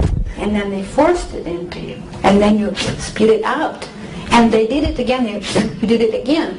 That's what babies do when they fed cooked food first time in their life. But then mother was persistent, and you were hooked on cooked food. And since then, it became part of your life. You cannot imagine living without it, and it's really very hard to make that step. So that's biological level of addiction to cooked food. And I want to remind you that the good news is that if you only stay for 2 months raw, 100%, your body is capable of flipping back. And your body will actually produce only juices that are needed for raw food diet, which is much less. According to Dr. Zalmanov, who published a book, Sacred Wisdom of Human Body, when we eat 3 cooked meals a day, our body produces 2 gallons of digestive juices per day. When we eat raw food, it's somewhere roughly around 2 cups, 2 gallons, 2 cups, huge difference. To produce 2 gallons, it takes about 70 to 80% of our entire energy. So whenever you stay 2 months on raw food, your body flips back to become a raw food body, and then you produce less digestive juices. How many of you have noticed that you produce less juices, that you don't salivate, that you don't have no growling anymore? How many of you? Raise your hand. Look around. See, there's several people. I'm not lying. I'm not making it up. It's true. Okay, and then the next level is mental level of addiction to cooked food. Because we live in a stressful world. We have lots of stress every day. And we were not educated how to handle the stress. Nobody ever told you when you were a child, maybe some exceptions, but nobody told you, hey, whenever you have stress, go for a walk. And just go for a walk. Most people said, well, you cry, baby, here is a lollipop for you. Oh, you feel bitter, let me buy you some ice cream. That's what we were told, that food is comforting. And so majority of our food stopped being nutritious. It's not important anymore. It's very important that it is comforting. So we now eat for comfort, not for nutrition. And it's way more important because our life is so stressful. And if you go in the supermarket and see how much nutritious food and how much comforting, most of it is comforting. I would say 90% is comforting and only 10% is nutritious. And of course chocolate is not nutritious, not at all. It's very comforting. And cake is not nutritious, it's comforting. And popcorn is not nutritious, it's comforting. And so lots of food is comforting, very comforting. The more comforting, the less nutritious. And so the best way to handle the stress is to go for a walk. And then the second thing you could do, you could just drink some water. Because whenever we go for a walk, our muscles produce some positive hormones, including some endorphins. And then we feel better. These endorphins counteract the negative emotion, negative hormones that when we have negative emotions, stress. So then we begin to feel better. And everybody knows that. You all experience that. When you're walking, you always feel better. Even if you don't like to walk, even if you're physically not fit, after walk you always feel better, feel emotionally better. And finally, okay, chemical, biological, mental, and then spiritual addiction to cooked food. Because we are all spiritual beings. You are all spiritual beings. Every single one of you is not just a robot who is mechanically moving. You have this something in you that is the most important thing, spiritual being. And as a spiritual being, we have spiritual tasks. But we also live in material world. And when we live in material and in spiritual at the same time, material world is very demanding. We have created very demanding material world. Is there anybody who doesn't have to make a living here? Is there anybody who doesn't make any payments? Is there anybody who doesn't pay car insurance? Is there anybody who doesn't have to do certain things every single day, whether you want it or not? So, because we have to, we push the spiritual thing aside. Well, it could wait. It could wait. I have to pay my debts. That could wait. Well, it's waiting there already for 30 or 40 years. And because of that, we have developed spiritual pain. That's the way of spiritual self letting know that it's waiting. It's still waiting. We develop spiritual pain. And that spiritual pain is not like physical pain, but it's much worse. It makes people commit suicide. It makes people feel depressed and take antidepressants. And that makes us feel so unhappy and so bored and so empty and feel such a grief. Because it's very, very important. And so that grief is so unbearable that we would like to have a break. We're searching for some pleasures. When we follow our spiritual mission, we don't look for pleasures because our life is just plain happiness.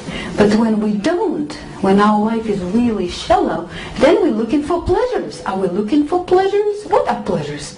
And what is the difference between pleasure and happiness? When you buy on yourself a new dress, is it a pleasure or happiness?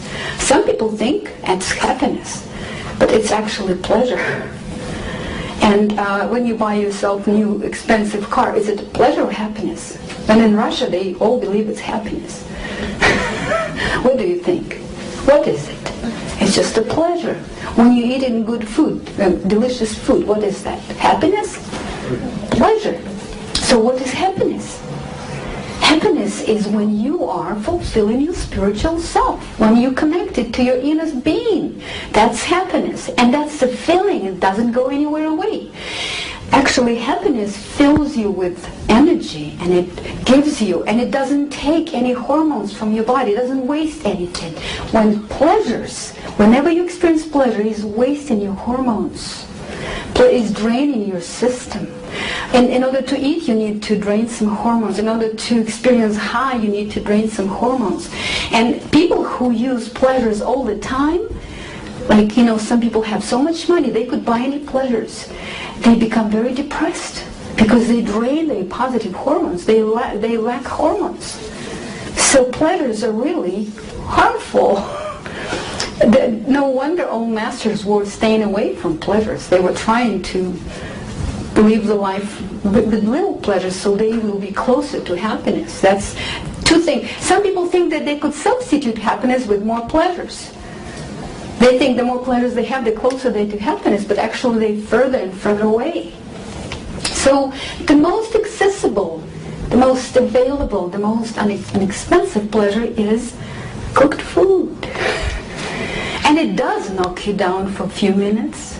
For 49 cents you buy a bag of chips at any convenience store. And you eat them and your brain becomes foggy for a couple minutes and you're having a break from your spiritual pain. And we want it to last. So we go again and again and again. We eat enough so it lasts for several hours. And that's the hardest level of addiction to cooked food, the spiritual level. Okay, and that's why we will dedicate 4 last steps to the spiritual addiction to cooked food.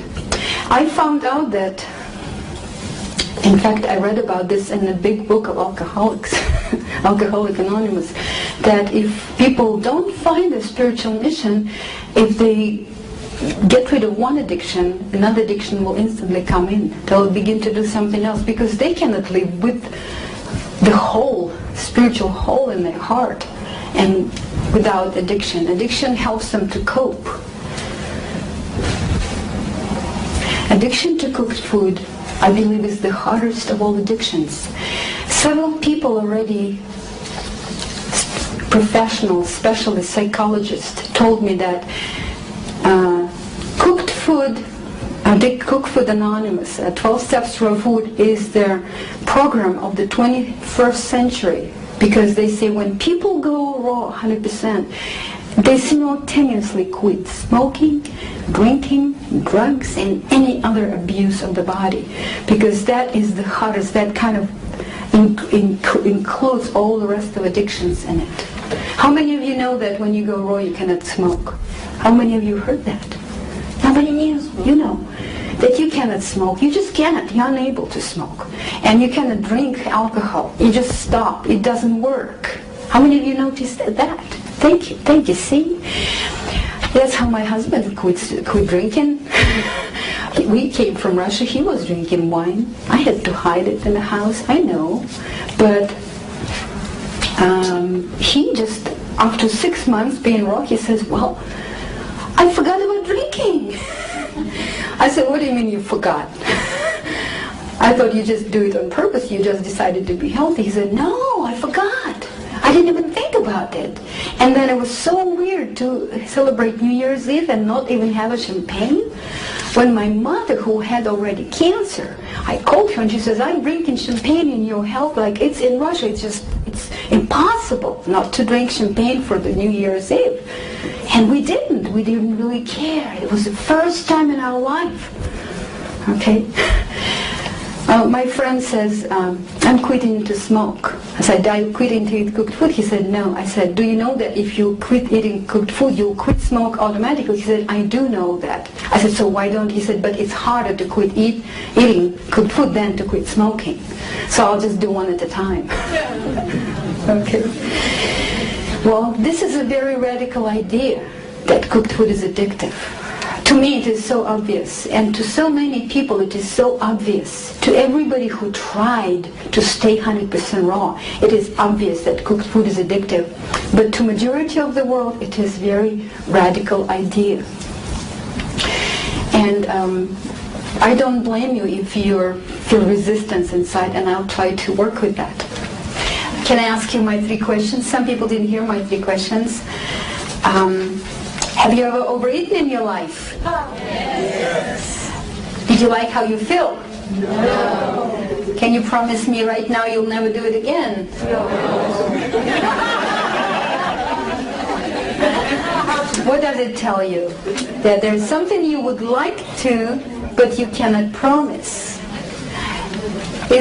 So who makes decision for you what to eat? Is it you or your body, your brain, your addiction? So who is making decision? Who is in charge of your food decision, making decision what to eat? Are you making it and you just no problem, you just do it what you want, or something happens that you really go around and you know you shouldn't take that chocolate, but it looks so good and it's free. Somebody's treating you, or you know you shouldn't have any more of those burritos and you're not really hungry, but they smell so good. They smell so good. Oh, this time and next time I won't eat them anymore. Heard that thought before? I would like to invite you to be very brave and share with everybody those stories that people even think that they could be ashamed of. But there's really nothing to be ashamed of. When we will all understand that everybody goes through the same process, you will have no shame anymore ever about that. But can you share with us the stories when you were hiding what you were eating from others, hiding really seriously? Please, and I have here mic, and you'll have to speak in the mic so we could hear. And please, anybody brave? Yes, can you quickly send the mic to that lady? And you have to almost kiss that mic like this. Otherwise it wouldn't do anything. Can you tell your name, first name? Yeah, I'm Glenda. And the big problem I had was chocolate bars. And if I had to go to the post office, and that was at Shoppers Drug Mart, and you have to pass by, naturally they put them right at the checkout.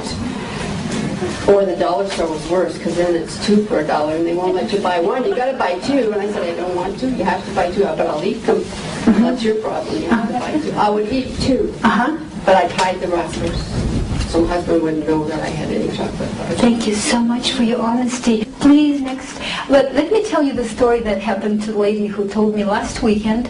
She says that she has been a raw foodist for 2 months, and her husband made fun of her. And she said, oh, one day you'll just begin to eat muffins. And she said, no, I feel so good. But then she started to eat muffins. But she didn't want her husband to know. So she would go to another side of town, to the bakery, and she would go inside the bakery, and she'll eat it there quickly so nobody could see her.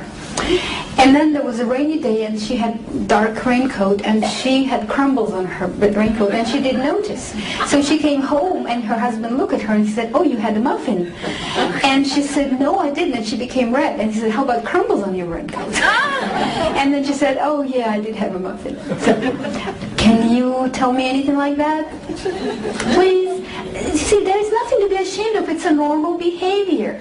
It's just a sign of addiction, but we all have that. Well, is there anybody in this room who didn't find himself in any relationship to any of this, whatever we're saying? Somebody who says, well, if I decide, I could do anything you want. You could do anything if you decide? Yeah, but I'm in denial. Well, thank you so much. Okay. So now we all see that there is some kind of this tricky power, this negative power, this energy that makes us do something we don't want. Do you see that? That's something we do that we regret later. We regret so many times that we even gave up. We don't try anymore. So many people already tried to quit eating chocolate so many times that we quit trying. Well, it's getting boring and irritating to try because I know I'll give up again. How many of you had that experience? Or how many of you tried to quit eating something that you already decided not to try anymore? Thank you for your honesty. Thank you. There are so many of us. Wonderful. So let's think today. Let's take a chance. Let's imagine, let's fantasize that you will get a special miraculous chance to actually do what you want, and there will be no that power again. You'll be actually able to do what you want, what you just decide, what you dream of. What would it be? What would you want? What would you want to be? Would you want to be free of any of those addictions? Can anybody express how you feel? What would you want to be? In other words, I'd like to hear from you. If consciously you choose, will you choose to be raw? I don't ask you to give me a swear that I will be raw. I'm just asking, if you would have a chance to be raw, would you take that chance? Yes. Raise your hands. Would you take that chance? So are you consciously making that decision? Are you maybe under influence of some substance? Making this decision, and maybe you hypnotized? Are you really present? You find you're doing it consciously and sincerely, not under pressure from anybody? So you choosing, actually you would like to choose to be raw? You would love to be raw. If it's easy, then you love to be raw? That's what you want? Is it your true decision? Is it your true wish? Okay? Then I'd like you to write on your green or yellow card 3 main reasons why you want to be raw. Why? Why is that? Can I ask somebody brave to share with us 3 personal reasons why you want to be raw? Or even 1 reason? Anybody wants to share why you want to be raw? Why you want to be raw? I'd like to be raw because I've heard of these wonderful, the way in which you gain energy, you feel a whole lot better.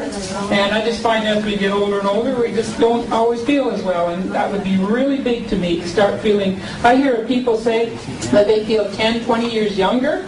Like, I'd like to go for that. Thank you. Okay. Anybody else wants to share? Yes, your name first, please. My name is Alida, and I believe it will bring me more in tune and connected with my children. Thank you. Good reason to go raw. Okay, so we figured out so far that cooked food addiction is a real thing, that we do have problems managing our food habits because of that addiction. And then we figured out that we really, in reality, we would love to be raw. If we knew that it's possible. And now the 3rd step will be finding, okay, step number 1, getting out of denial. Step number 2, clearly making decision that I want to be raw. Step number 3, to find that power in this reality, in this world, that could counteract this negative power of addiction. And we already tried to find this power inside of us when we decided. Have you ever decided to quit eating something? Have you ever decided to quit eating something? And then you figure out it didn't work. Because we couldn't find this power inside of ourselves. Our brain betrayed us. It was like a prostitute. Whenever you show him a piece of chocolate, it forgets what the word that is given. So we now want to find that power outside.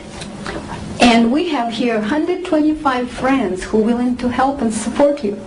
So now I would like you to turn front row, first row goes, turn back to the 2nd row, and 3rd row, turn back to the 4th, and so forth, and meet your neighbors, and talk to each other, give your name to each other, and talk, and maybe you'll become sponsors of each other.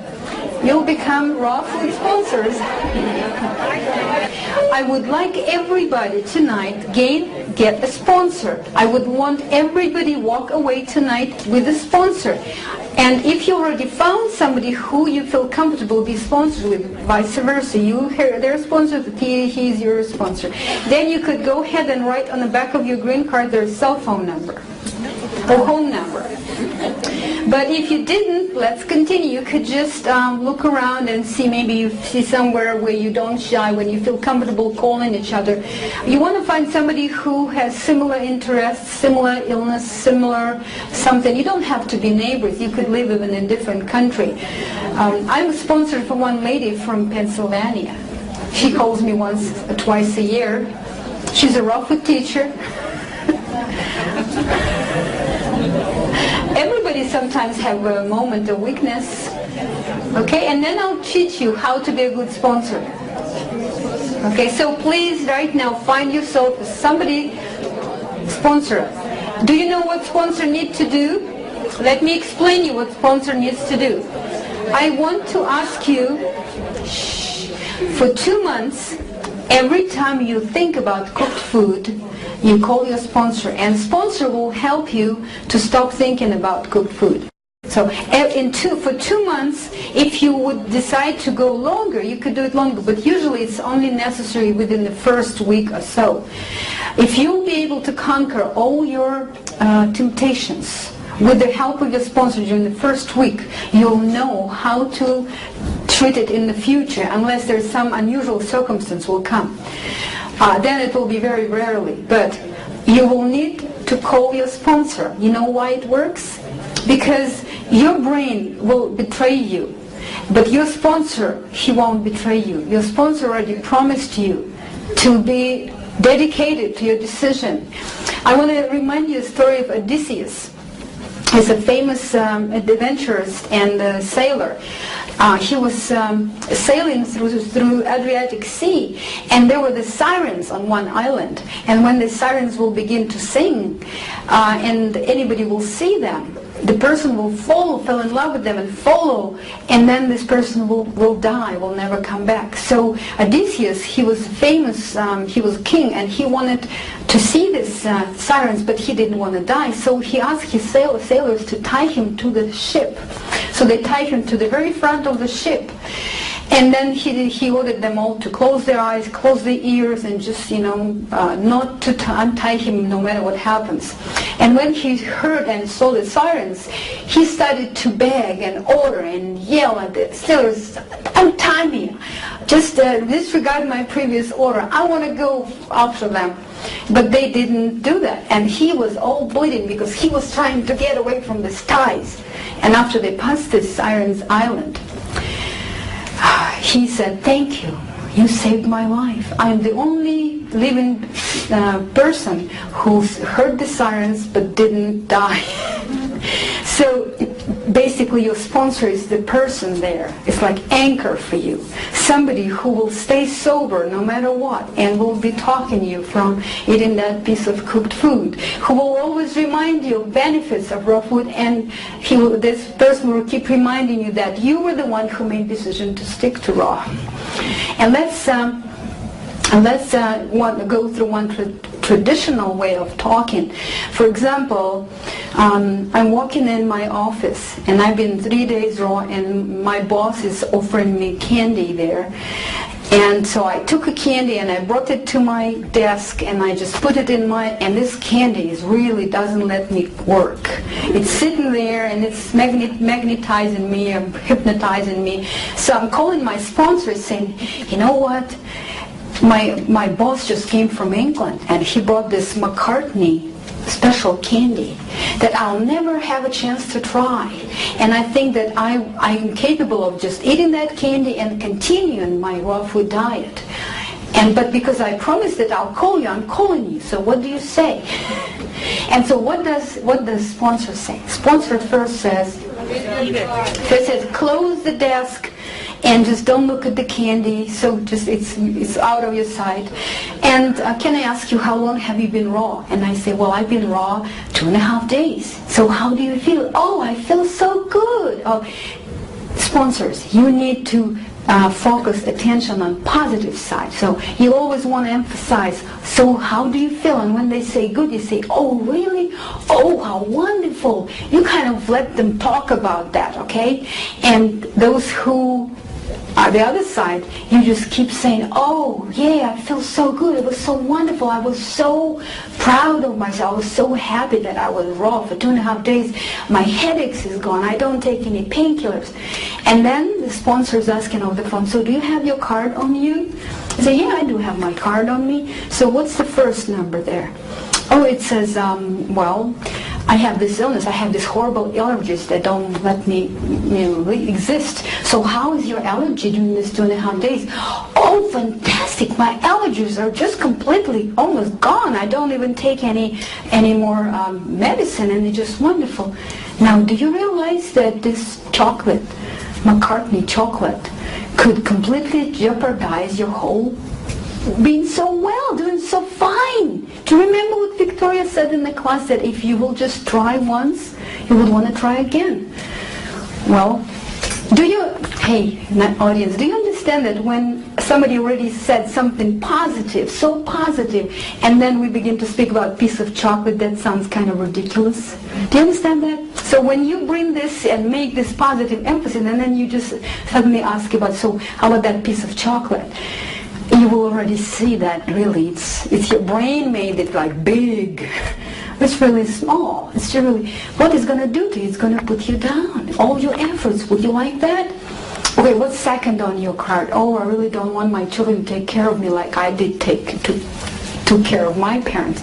That's an important one. Is it still important to you? Oh, yes, it's so important to me. So do you understand that day chocolate is going to kind of create a big barrier for that? It's going to really create a problem? Yeah, I see. Now tell me, Victoria, can you do anything alternative? Oh, yes, I think I would go for a walk. Oh, you know what? I could go across the street to Noah's and drink some juice, or maybe some banana strawberry smoothie. Or I could run home really quick and, I have in the freezer some unchocolate truffles there. I'll just eat them instead. Well, you always could come up with alternative. I'll ask my boss to give me a hug. How about that? And I give back him this candy. Oh, you know what? I have this cute secretary next door. I'll just give it to her. Because she's 18. She doesn't care about, diets. She'll just eat it. Well, come up with an alternative. So do you understand the idea? Okay, now I'd like to have 2 volunteers here. Somebody who have a sponsor. Okay, let me choose somebody intuitively. Okay, I'd like to choose you, please. You will be the one who is calling, and you will be their sponsor over the phone. Come here, you too, okay? Okay. And you will be speaking in this mic. This is your phone. All right. And will be your phone. Do you know each other's name? You have to speak in the bowl. Marilyn? Lisa. No, you just keep it like this, yeah. Okay, you call in her, and you describe the situation that could in reality happen in your life. What would be a challenge? So you just call about the challenge, and you always have to kiss it. Yes, okay. Okay, right. You call her. Okay, ring, ring. Yes, hello, Lighthouse. May I help you? I'm sorry? Who are you? Lighthouse. Lisa speaking. Oh, hello, Lisa. Okay, this is Marilyn, and I'm calling her because I've had a problem. Yeah. Lisa, I'm up the office this afternoon, and they're celebrating somebody's birthday, and I'm telling you, this cake is exactly the cake that I like to eat. So, and I'm really tempted. You know something? It can't be that bad just to have a little piece, right? Well, did you have a good lunch? Yes. How did you feel? Great. Okay, first ask her how long she's been on raw food. Okay, how long have you been on raw food? A week. Wow. How do you feel now? I'm feeling better, for sure. Yeah, better than last week. Yes. Much better. Yes. Like to be much better tonight or tomorrow? She's good. Yes. So what should we do now? What's the problem now? What is the situation? What do you want to do? You know, I was just thinking though, Lisa, really, to have a little piece of this, and then I can go right back on this thing, okay? I just want this little piece of this and a little piece of that, then a little piece of what? Yes. Do you have your card on you? Huh? Do you have your card on you? Do you have your card on you? Green card? Yes. The card that you wrote at Right your next to me, session, yes, on my right? desk. What did you write on the first line? Oh my goodness. Okay, that I want to feel better. Okay, so what do you want to do about that? Want to feel better? You did something about it, and what you would plan to do about it more? To eat a little bit of this and a little bit of that? See? She's going to keep it up, so I might as well acquiesce. So can you ask about alternative? Yeah, what would you like to do to make you feel good now, that to make you forget about that little piece of cake? Okay, what would be good for you? Coffee. Wow! Just kidding, Lisa. Another alternative, man. Another alternative. I'm merciful. What Come else? on. Pick Give me up. another one. Okay. Can you go Well, on? I could go out for a quick walk. I love going out for walks, like maybe while... Good. Is there a nice little place where you can contemplate the sky and the green trees? Good sponsor. Yes. Will Dedicated. you be my sponsor, Lisa? I would be glad to be. I'd be glad. So I think you have overcome, right? So All what right, is- wait. Yes, I'm going for a walk. Yes. Great. I'm very You tell happy. her she's welcome to call you anytime. Okay, and yes, and you, she won't want to call me. No. Thanks, Lisa. You can call me be any time. I'll be glad to come. Because then I'll be strong, eh? All right, together. Thank you, Lisa. God bless you. Bye. Thank you very much. So, did you get an idea how it works? Okay, if you don't have a sponsor, find one. I would like you to turn to your sponsor and play the situation right now, like we did on the stage. I would like you to play it. Okay, don't forget to use the green card, and remember to keep on the positive side, because if you really came here with intention to learn how to stay raw, that is a very important step. And if you're going to do this, if you're going to use it, if you're going to break through your shyness and being modest, and if you really do that, it almost guarantees to you that you're going to stay. It's going to make it much easier. It's something that helps. It's your anchor outside that will keep you floating in raw food. If you will just decide, well, I'm strong enough, if I decide I'm going to do willpower, I've never met even one person who was able to do it just by willpower alone. Never even met who was able to do it long time enough. And sooner or later, something happens, some stress. Okay, so I really encourage you to use your sponsorships. It's like you already members of CFA, Cook Food Anonymous, so you got a sponsor.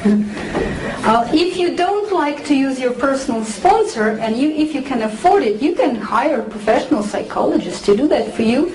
They'll charge you about, I don't know, $60, $70 an hour, and you tell them, I want to be able to call you anytime, and you just stop me from eating cooked food, and they'll do it for you. You just keep paying, they'll do it for you professionally. You can do that too, another option. But now you got free sponsor for each other. You have it. The next step is how to learn to make raw food delicious. Well, Igor is making their table that they will bring in, and I'll be showing you how to make food deliciously. I want to assure you that you can make food very delicious. I personally stopped telling people my food is raw 6 years ago.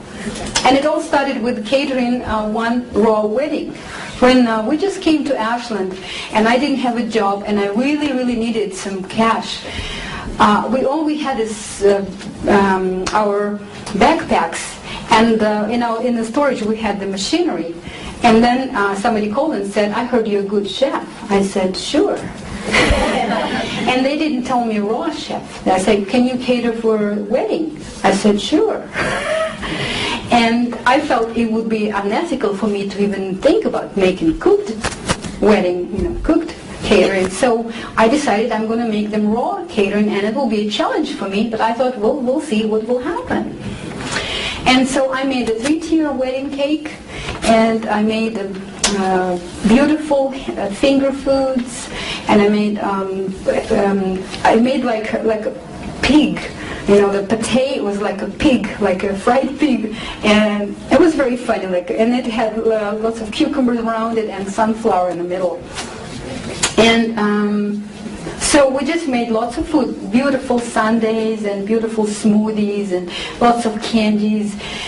And when they came, they were just very, very excited about how colorful was the table. It was very gorgeous. And everybody started the reception, and I do, and they were doing everything. And then maybe an hour later, I was already washing dishes in the kitchen. We rented a cafeteria for that, and then they sent a child in the kitchen, and the child said they want a chef out. And I thought, uh-oh.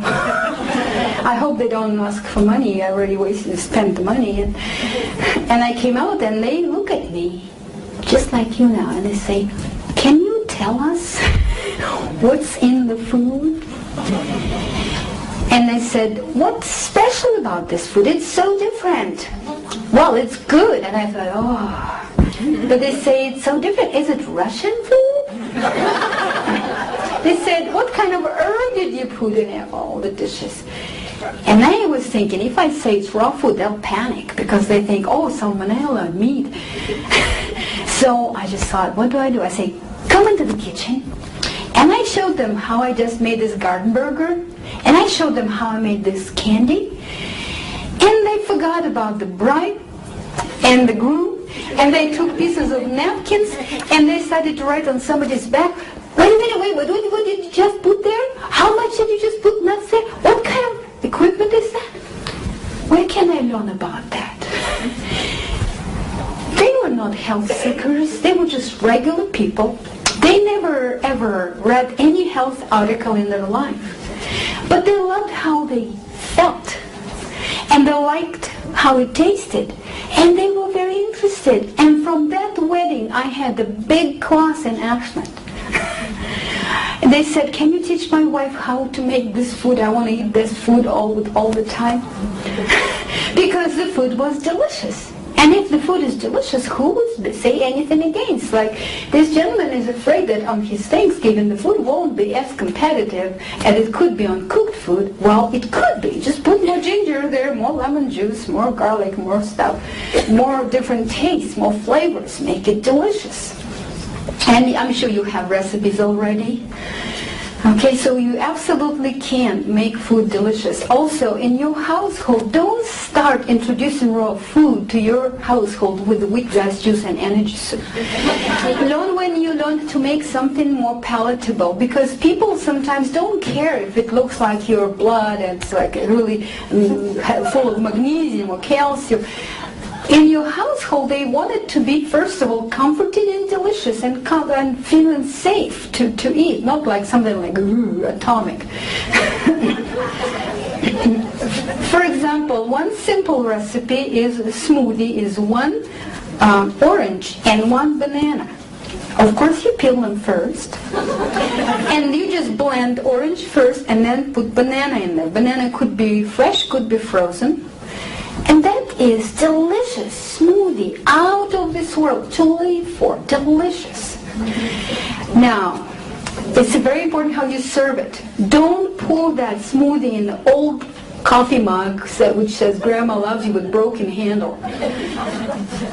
You go to garage sale and buy for 25 cents some nice clear glasses, and you pour your smoothie in a nice glass, put some colorful straw and a colorful fruit on the side, and don't call it raw food. Say dessert, say celebration, special occasion. Hey kids, come here in the kitchen. And when they try it, and they say, Mom, do you have more? Are there any seconds? Say, oh, this is so good. Then you could whisper raw food. Let them know that raw food is something so wonderful, that it always ends so fast and everybody wants it. And do you know how to become really good raw food chef? I can tell you the secret right away. I actually went around and asked many raw food chefs who are famous how they became raw chefs, and they all told me the same story. One day, they appeared to be without any recipes in the kitchen and without even all the ingredients, and they had to, there's no choice, had to make this dish. And they didn't even have all the ingredients, and they didn't have recipe. So they brainstormed and made it. And then it was so easy, they were so surprised. It was so easy to make raw food, delicious and in any texture, that since then they never used even one recipe in their life. They use recipes as guidance. So if I would be a good teacher, I would lock you in your kitchen without no mercy, without any recipes, and with just some ingredients. I say, until you make soup, savory potato, and cookie dough, I'm not letting you out. And then wait and wait and wait, and when you're crying, and then you stop crying, and then you begin to make this food, and you make soup and taste, wow, it's not bad. And then you make savory potato, and you say, wow, it works. And then you make cookie dough, which is only 2 ingredients. in something, crust for the cake, or candy, just 2 ingredients. How could it be difficult if it's just 2 ingredients? It's nuts and dried fruits. Just blend them together. That's all. That's your raw candy. And you change their flavors by choosing different nuts or different dried fruits, and that makes different candy for every day. You can stuff your fridge with those candies, so you always could run to there and grab one and eat that. And there's so much of raw food today that you could make. My friend even created pink salmon out of raw food. One lady said, well, if you come up with the pink salmon, made from veggies for me, then I could live on raw food. But this is the only thing I miss from the non-vegan, non-raw food. So my friend peeled baby aloe vera and soaked it in carrot juice with dulse for 3 days. It became pink, it became fishy. Dulse is a sea vegetables, and it had the same texture, and it tasted just like pink salmon. You just have to be creative. There are all kinds of textures in the raw world, so you could do anything. Unfortunately, the resistance to raw food has been created by raw fooders, not by other people who eat cooked food. Because we raw fooders, we're too pushy sometimes. We like to put pressure. We like to criticize people and advise them to go on raw food. How would you like if somebody will tell you what to do? If somebody say, hey, you need to go to different church. Hey, you need to skinny, you need to start jogging. Hey, you to something else, you need to do that and that. How do you feel? Can we name me 4 emotions? Insulted. Insulted, yeah. How else? Angry. Hurt. One woman in resentful. One woman in LA said, I just want to kill that person. So that's how we do. We just come from the raw food class to our household and say, hey, I'm a raw foodist here. Don't eat that crap in front of me anymore. And then they begin to feel resentful and hurt and just don't they feel like they're lower human beings, like they're treated not equally.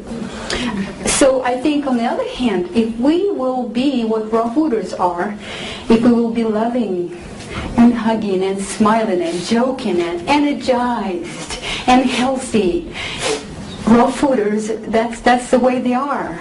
And never arguing and always communicating, non-violently communicating. Who can say, no, I don't like it? Which husband will say, well, I don't want my wife being non-violent communicating, I want back my violent wife? No. Which wife will say, hey, I want my husband to have red face and shaky hands again and headache every other day? No. We love when our loved ones are smiling and hugging and loving and not hurting. We like it. Who would say no to that? Let's just agree that we wouldn't insult other people. I heard many times this phrase, don't tell me you have headache. If you would listen to me a long time ago, you would never have headache. Have you heard this one? That is very insulting to say that. Or something something like, when people call other people's food junk food and garbage food, this is also insulting.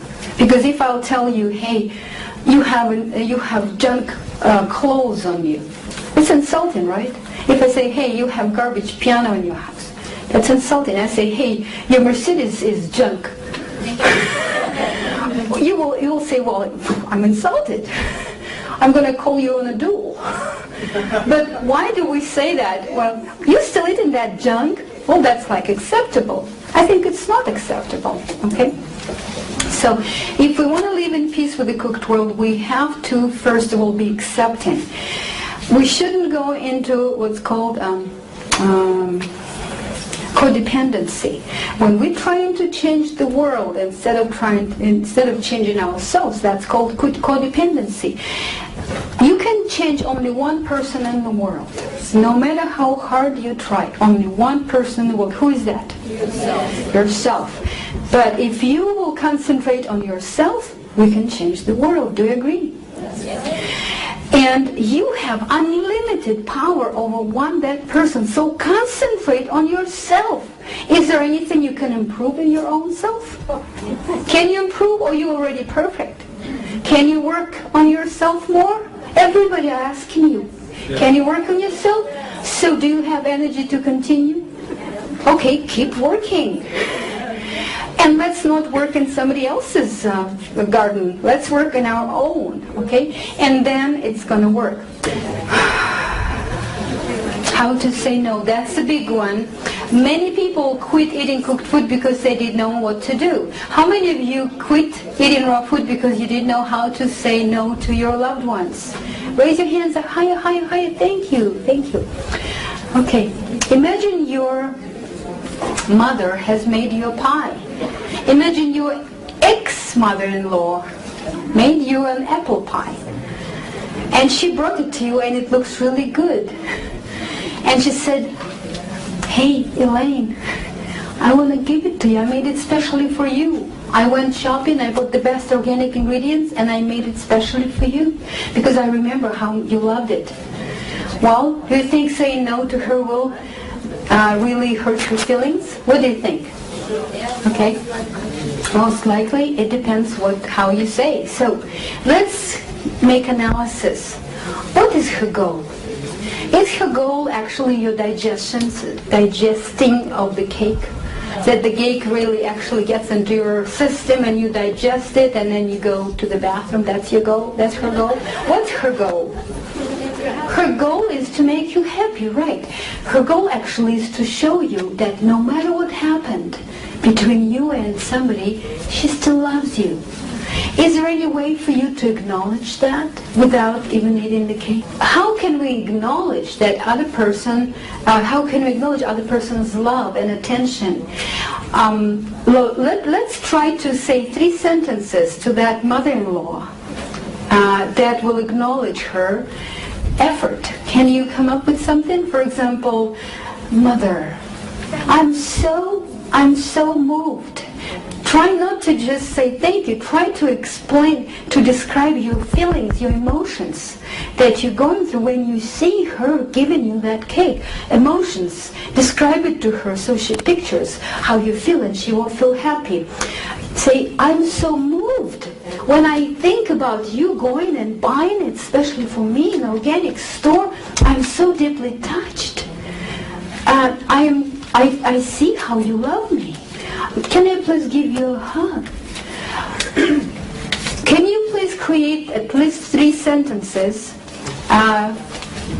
Let me ask several people. Can you come up with 3 sentences that you say to your mother-in-law who made you, ex-mother-in-law, who made you apple pie that you used to love? Don't say that you're not going to eat it. Just give me 3 sentences because we'll continue after that. I really want to be honest and touching. I want you to say something that will touch her heart and she will feel that she didn't waste her time, that she really broke through. And the ice is broken and you really feel very thankful to her. So what should you say? Can you please come up with 3 sentences? Any? Yes? I'm so glad that you still think of me, even though I am not with your son. That's very touching. Thank you. Anybody else? Anybody else, please? See, that's the problem. We only know one thing. We just take it and eat it. Does it guarantee that she will understand and believe you that you love her? No. So we need to learn how to speak out how we feel. So I want you to practice to say, to acknowledge that we love what your boss is giving you candy. You want to say that you appreciate his attention, okay? Your neighbor is bringing you something. You want to say, "Oh, really, I'm so thankful to you. I feel like I'm honored. I feel like I'm special. I feel like I'm loved." We only practice the first part. First part is acknowledgement. The second part is saying firmly no, and the third part is coming with alternative. But we only practice in the first part because that's how it's supposed to sound all together. "Oh, Mother, I'm so happy. I'm so moved. I'm so touched that you went to so much trouble just for me. Like I'm so important to you. You went to the store and you bought all these things and you prepared this delicious, how do you call this, a beautiful cake, and it looks so good. It's wonderful. I'm absolutely honored. But I don't eat cooked food anymore. How about I come earlier tonight home and you and I will get together in the kitchen and I'll bring ingredients and we'll make raw apple pie that I have recipe. How about that?" Can she ever say no? And why would she say no? But the first thing you have to really emphasize, the first part. The second you say firmly with a smile and quickly, and very quickly go to alternative. So while she's offering you cake, you think, okay? Can somebody practice, let's say, what's your favorite food? Chocolate mousse. Chocolate mousse, okay. Dear Judy, you have been selected to taste chocolate mousse at our chocolate factory for a year, and you'll be paid millions of dollars. Okay, what do you say? Okay, remember 3 things. No joking. Honestly, what do you say? 3 sentences minimum to acknowledge. Wonderful opportunity, but I... No. 3 sentences. You have to emphasize minimum 3 sentences. It's not enough. Thank you so much for giving me this opportunity. Thank you for thinking of me, and I'm moved and touched. The honor. How could you choose me? It's amazing. Just keep going. Yeah, how could you choose me? I really appreciate that. And then firmly with a smile quickly.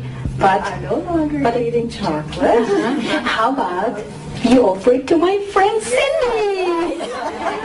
Or how about I will be we're preparing some raw chocolate and we'll taste it for your factory. There are lots of raw food now in town. You be creative, okay?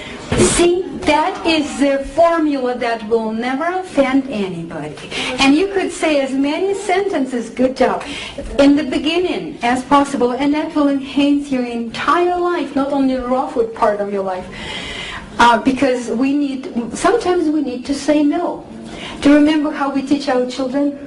Just say no. Okay, we just tell them, just say no. We put it on their pencils and then the posters. We say, just say no. Do we teach them how to say no? Do they see example how we say no when we always say yes to whatever we want? So sometimes we have to say no. I would like here some volunteer who has some other weakness in the cooked food, like you really love to eat some cooked food and you would like to stop eating that. Is there anybody like that? What is your name? Amy. Amy, and what is your food? Sushi. Sushi? Mm-hmm. Where do you buy it? Sushi Rock up at Yonge and Eglinton. Did you hear that? It was Sushi Rock up at Yonge and Eglinton, and about 2 to 3 weeks ago I went and I picked out on 2 spicy tuna rolls, and I crashed like you wouldn't believe after, because I had been totally raw during the week, usually for a couple of weeks, and I was out. Like a light, like somebody had to put a blanket on me and everything. I was so tired. Okay, so stay here. I would like you to challenge Amy with different offers that's hard to deny. Offer her free membership in the sushi club, offer her cruise with sushi, offer her anything, offer her free, the coupons for a month, say whatever, lots of sushi, that offer her position there, offer her to inherit sushi bar, anything that's hard to deny. And don't joke, don't ever say, yeah. That's a serious thing we're doing here. Your job is to say 3 things. Long thank you and appreciation, and then brief and very positive, I don't eat sushi anymore, and then alternative. And if you want to take a peek in the kitchen for a second, it will give you an idea what I mean. Look there. See? Ooh. Sushi. Sushi roll.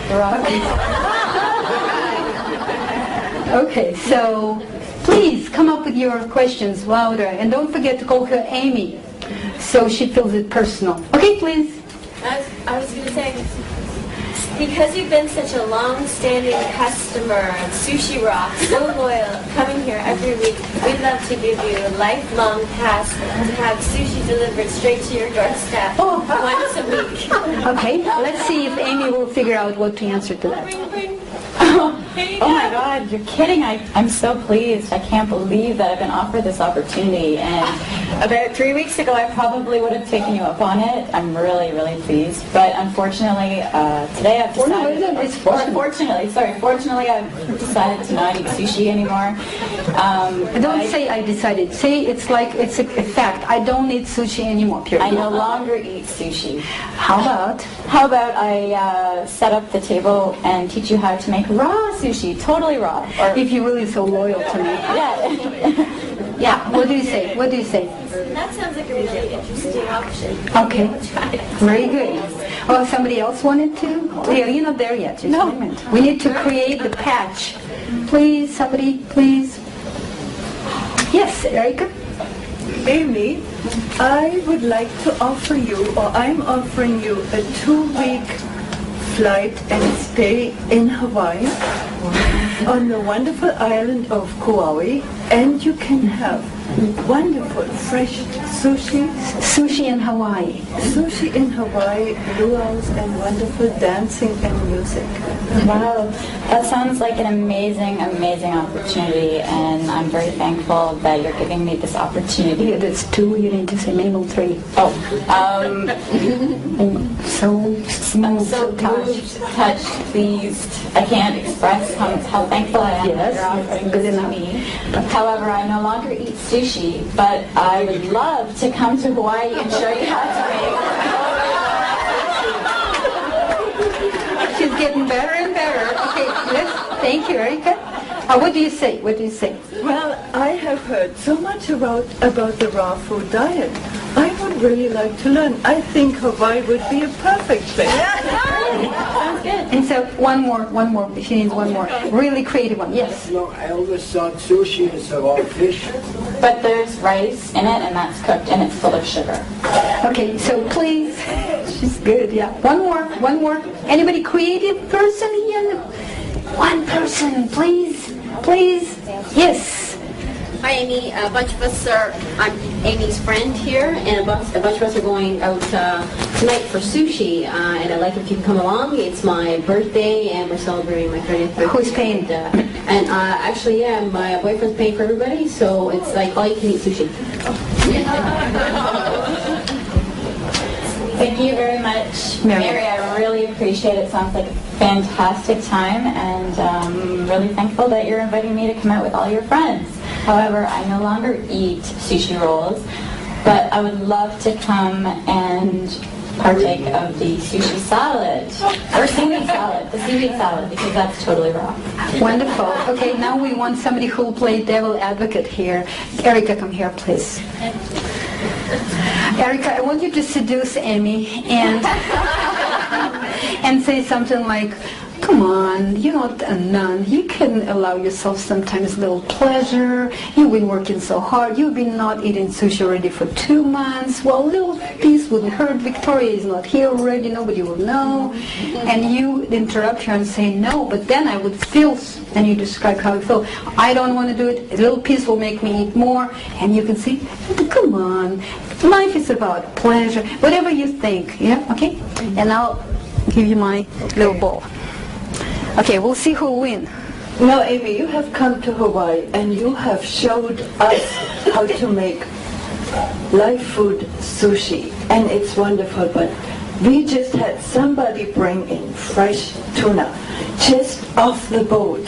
It will be so wonderful. It will just melt. With rice. With rice and wonderful ramen. I'm really sorry, Erica, but I really can't do that. I remember that one time when I totally crashed. I was so tired. It was awful. But perhaps that was old tuna, and the rice had been overcooked. But I felt so bad in the morning. Have you ever had really raw fresh tuna straight from the boat? With the rice? Fresh out of the ocean, and the rice was Organic. just cooked. Organic. Or, no, I'm sorry. I can't do it. I'm sorry. I really felt bad for days afterwards. And I even took tons of enzymes, and it was still bad. Okay, I think she wins. Okay, can you, just the last thing I wanted to do, Amy, can you describe to everybody how you feel now? Do you feel more prepared to withstand your willing to eat sushi? Well, that was really fun, actually. That was good to do, and I would really... You feel like you have prepared now? Yeah, it was really good exercise? It was very good. Good. Thank you. Thank you. Okay, before we will have a break, I would like you to turn to each other on your raw and practice that. And it is very important that you not just talk about dinner, about the weather, but you really do the homework. That's the homework. That's a step. It's very important that you learn how to say no. Otherwise, you cannot stay raw. Almost, okay? So please practice. Every single person. Otherwise you won't pass. Please practice. When you eat in somebody's house, you always bring with you your own food. And I've learned that I have to bring 2 plates because my plate goes first. When they put everybody's food on the table, my food, everybody wants to eat first. Even they say they don't like it. But then I have nothing else to eat, so I always bring 2 plates now. One I put right away and one when I'm beginning to eat. Well, and usually in any house there is a banana or apple or something, usually salad. And for this reason I gave you the restaurant card. Open page, is it 3 or 4? Page 4?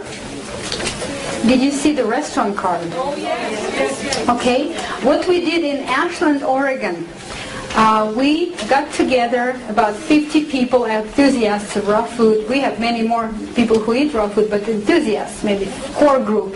And then we agreed that we'll go to copy place and order, create different colors, like pastel colors, rainbow colors, business cards with our name on one side and this text on another side. And then we have divided Ashland into sections, and we decided to go to all the restaurants with this card in 1 week. And so after manager received so many cards in 1 day, which say what that says, within a week, Mongolian barbecue started to have raw dishes only by previous order. Or Ashland Bakery and Cafe has always seed cheese and crackers, pizza by separate order. They started to have raw food menu there. They started to have raw food dishes. Now you go in Ashland restaurants, they have different raw food dishes. Can you do that here? Are you together enough to do something like that? Because they're very sensitive to the demand.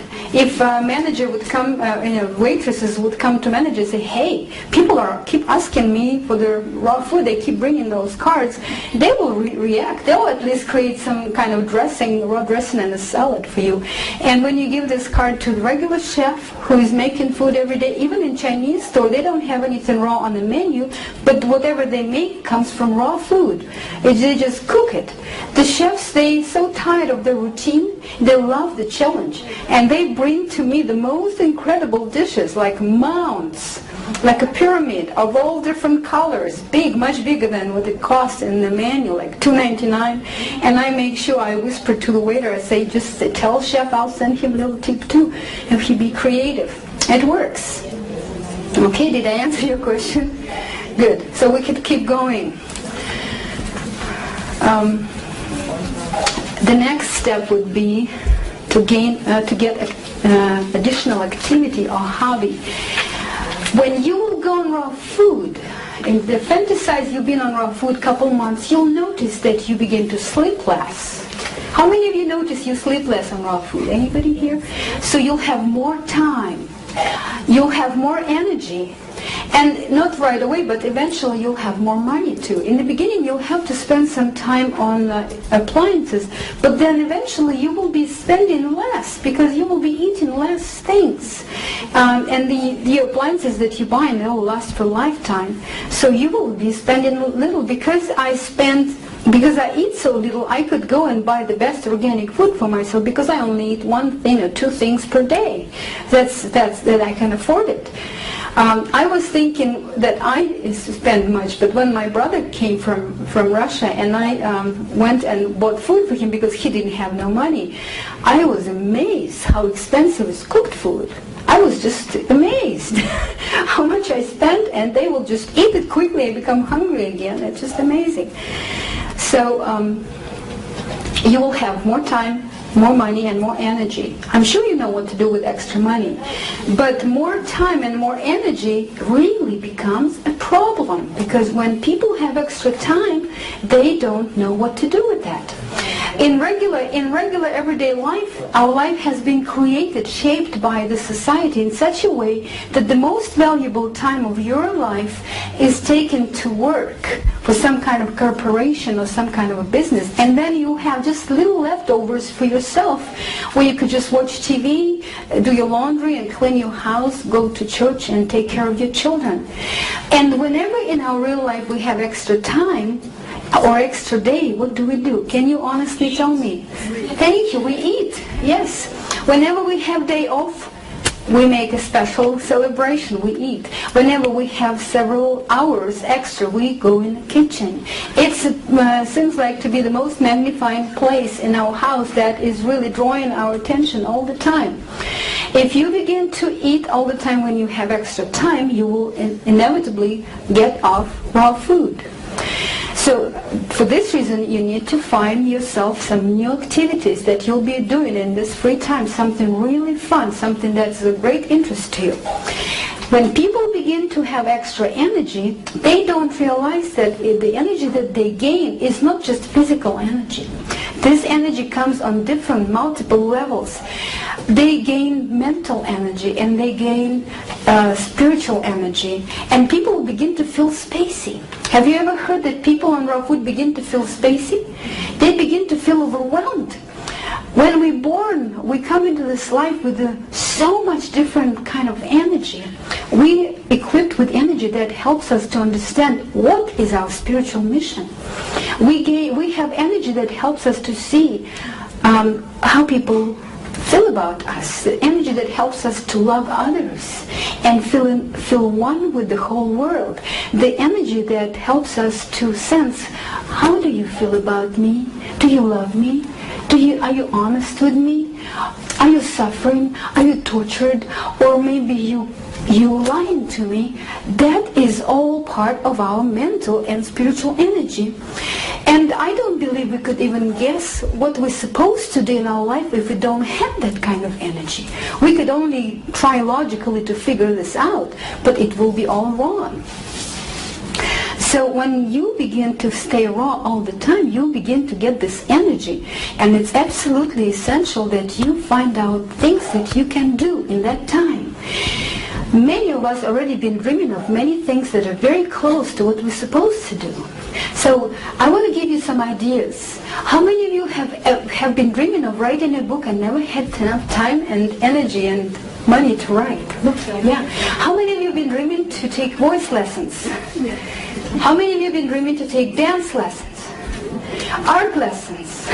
How many of you have been dreaming to learn another language? How many of you have been dreaming to hike or bike or horse ride, back ride across some country, maybe across Sweden or Austria or something? How many of you were dreaming to have more time to spend with your children? With any children? How many of you wanted to volunteer somewhere? How many of you wanted to spend time doing organic garden? To meditate and do yoga? To do all kinds of exercise like Qigong, Tai Chi, martial arts?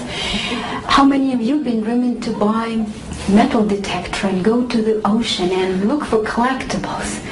How many of you have been dreaming to take nonviolent communication course from Marshall Rosenberg whenever he's in town? How many of you were dreaming to take very interesting courses, but you never had enough time, energy, and money? When you go on raw, that's the time of your life when you could do all these things.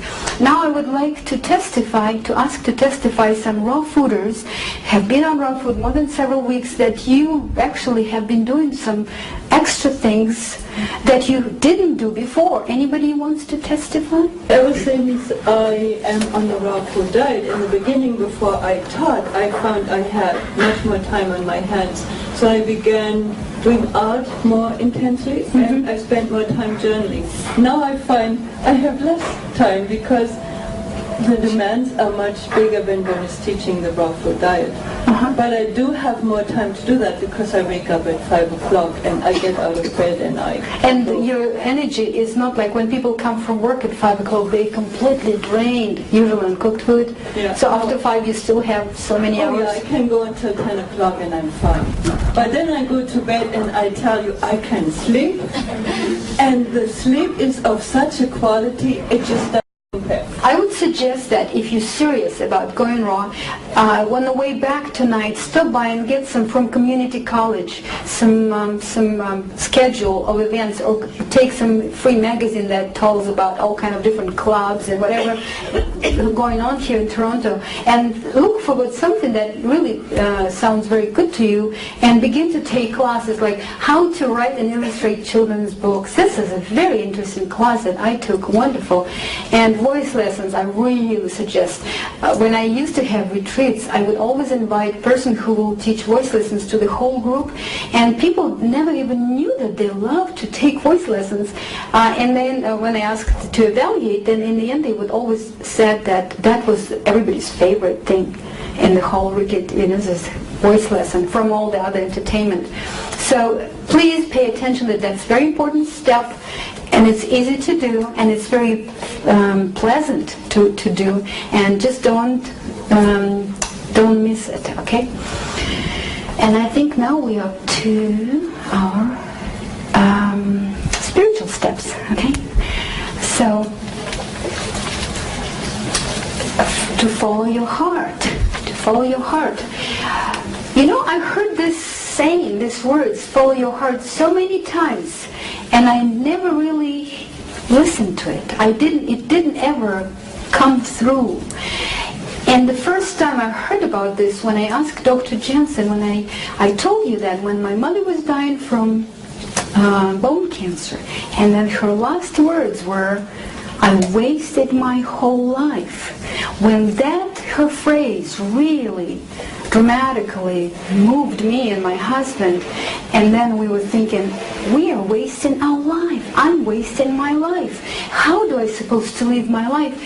And I was having so many questions, and I remember I had the question, how to make a choice in life. And I remember I asked that question Dr. Bernard Jensen. I said, how do you make choices? And he was such a sweet and sincere person, and he said, oh, that is easy. I said, to make choices easy?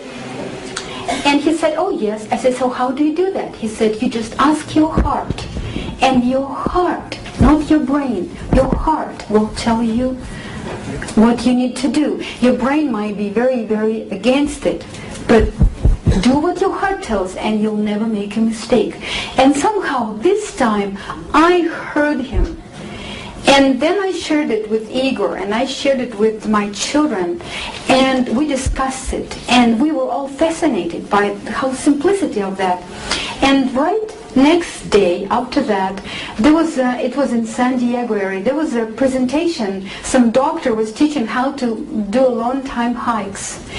And then he was saying that for every 100 miles you have to eat 2 pounds of M&Ms. Otherwise you'll have too little carbohydrates and you will become too skinny. And every time you cross a little village or little town, you have to go and eat 2 gallons of ice cream.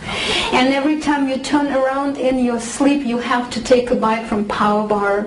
Otherwise you'll just lose too much weight. The problem of losing weight is very, very big in hikers. Many hikers, 2,000 hikers attempted every year to do the hike, and only 200 finished. The rest of them, most of them, stop because they lose too much weight.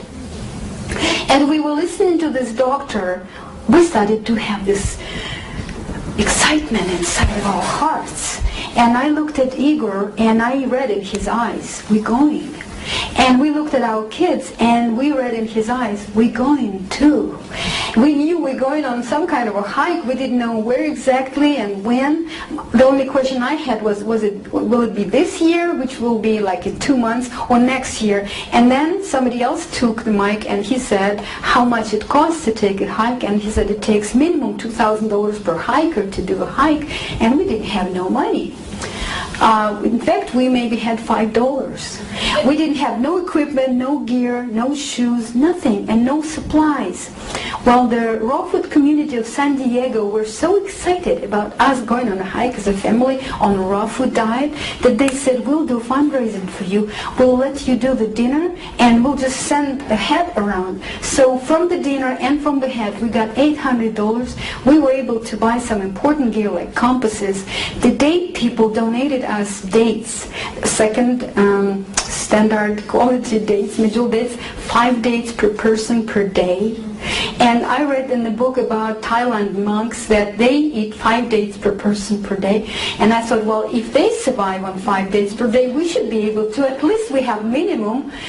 So, and then some raw fooders in the Napa Valley in San Diego, they traded massage with Igor for some equipment. If you ever heard of Helene Ideals, who is the godmother of raw food of San Diego, she gave me her own sleeping bag. And so if you look at the picture in Raw Family, the very first picture at the Mexican border, where we just stand in our first day ready to go, you'll see that we all standing there bare feet. Have you noticed that? We didn't have any shoes. We couldn't afford shoes. We decided we're not going to need the big shoes like, with $500 professional shoes, plus they're so heavy. We wanted Tiva sandals, but they're $100 a pair. So we started we felt like we were just drawn to hike. We felt like we have to go. Now, the year that we've chosen was El Nino. Our brain was telling us, you're crazy. How can you go in El Nino year? It's going to be 75% rain. But we just couldn't stop. We knew we were going. Now, we were staying with our friend Wayne Shelton. We were supposed to be. We scheduled. We had scheduled. And we sent the mail drops along the way according to schedule. We were supposed to leave on the 15th of April, but we left on the 3rd of April in the pouring rain under cats and dogs raining. And we said, so take us to the trail. And he said, well, you don't have to go. There are 2 more weeks. And it's raining. Guys, are you not comfortable in my house? And we said, don't ask us. And I remember how Igor said, well, we're going to get wet anyway, so who cares? Well, it doesn't make no difference. So Wayne took us on the trail and waved us goodbye, and we went in the rain, and we didn't have rainproof coats, so we were wearing garbage bags, plastic garbage bags. And so we were hiking for 2 weeks like we were dedicated to do something. We didn't know what was that, and in 2 weeks we came right in time to meet the man who was committing suicide on the hot spring. There was a man sitting in a warm tub with a razor blade right to his wrist at the moment when we appeared. And it's interesting that after that we kind of slowed down. So when we came in, Sergei was the one who found him. And we were working around campfire, and suddenly Sergei comes from the bushes with a naked man. And he says, sorry, I didn't want to scare you. And Sergei whispered to me in Russian what was happening. So when Sergei found him in this hot springs, he didn't know what to talk about. He was at that time 12 years old. He started to talk about raw food. And suddenly this man was fascinated. And so he came and he said, your son told me something about raw food. And then he told us that he got this sickness. He was very, very ill person. And he was so tired of his pain that he decided to kill himself. And also he became depressed. And then he asked us, do you think raw food could help me? And I said, I'm sure it can. It helped anybody I know so far. And he said, would you go and live with me in my house for 3 days, not far from here, and teach me everything? I'll pay you really good money for that. Well, and of course, we don't want you take it on your karma that somebody's going to kill himself. And so we said, yeah, sure, we go. And we taught him how to make different things, and he took us to different health food stores. It was funny. We were just walking through the wilderness, didn't hear any cars or anything, and here somebody's taking us to this, we taught him everything. I can only tell you that he's still alive and he's feeling better than ever. He doesn't have any pain. What was that? Okay, and then we continued. And we continued on a hike. And then soon, maybe another couple of weeks, I found on the trail a Ziploc bag with $60 in it. There was 20, 20, and 20. And there was nobody around to ask, hey, who's that money? So I decided it's ours. And then that night we got lost. we got in a very bad blizzard. It was a snowstorm. We were hiking up, and it was 7,000 or 8,000 feet, and it was so cold. It was snowstorm, and we lost the trail, and we were not even scared because we were so thinking about how we're going to get out of there. So I told everybody, you know, hold the compass and let's go north, and it will bring us. We're not in the middle of wilderness. We're not in Siberia. We're just on the crest. So if we go north, we should hit the trail somewhere. So, and it was like in a Hollywood movie. Of course, our north way was going through the canyon. That was unavoidable. It was a long canyon, and far away below there was rocks, and there was water, river. And so here we are sliding, we're soaking wet. Our backpacks are so heavy and full of water, and we're sliding right in that canyon, in that water, and our children are yelling like, ah! And I didn't even have fear. I remember that I really understood that they could die, we could die, and we just didn't know what's going to happen, but we had the feeling that we just have to keep moving. And we crossed that cold river, and we crossed that canyon. We climbed. We already were all bleeding and cut, and on the other side it was already dark. We crossed it. We kept going north. 3 o'clock in the morning we crossed the road. Intuitively went to the left. 2 blocks, we found a lodge. I knock at the door, say, do you have a room? She says, the cheapest room I have is $60. We had warm bath, and we had $2, and she was selling Washington Delicious non-organic apples for $1 a piece, and we cut 2 apples into 4 pieces. That was the most delicious fruit in my entire life. We ate it all the way. And then it was like this all the time. We would always find somebody who would just need help, who was just searching information about raw food, or dreaming to meet a raw food teacher or something. It was just an amazing journey. When we came to Ashland, there was 40 feet of snow on the trail. We couldn't even see the tops of the trees. And so we lost the trail. And here we are coming inside of Ashland, Oregon, looking for the place where we could leave and wait for 6 weeks or so when the snow will melt. And we came into Hot Springs. That's where we live now, in Hot Springs.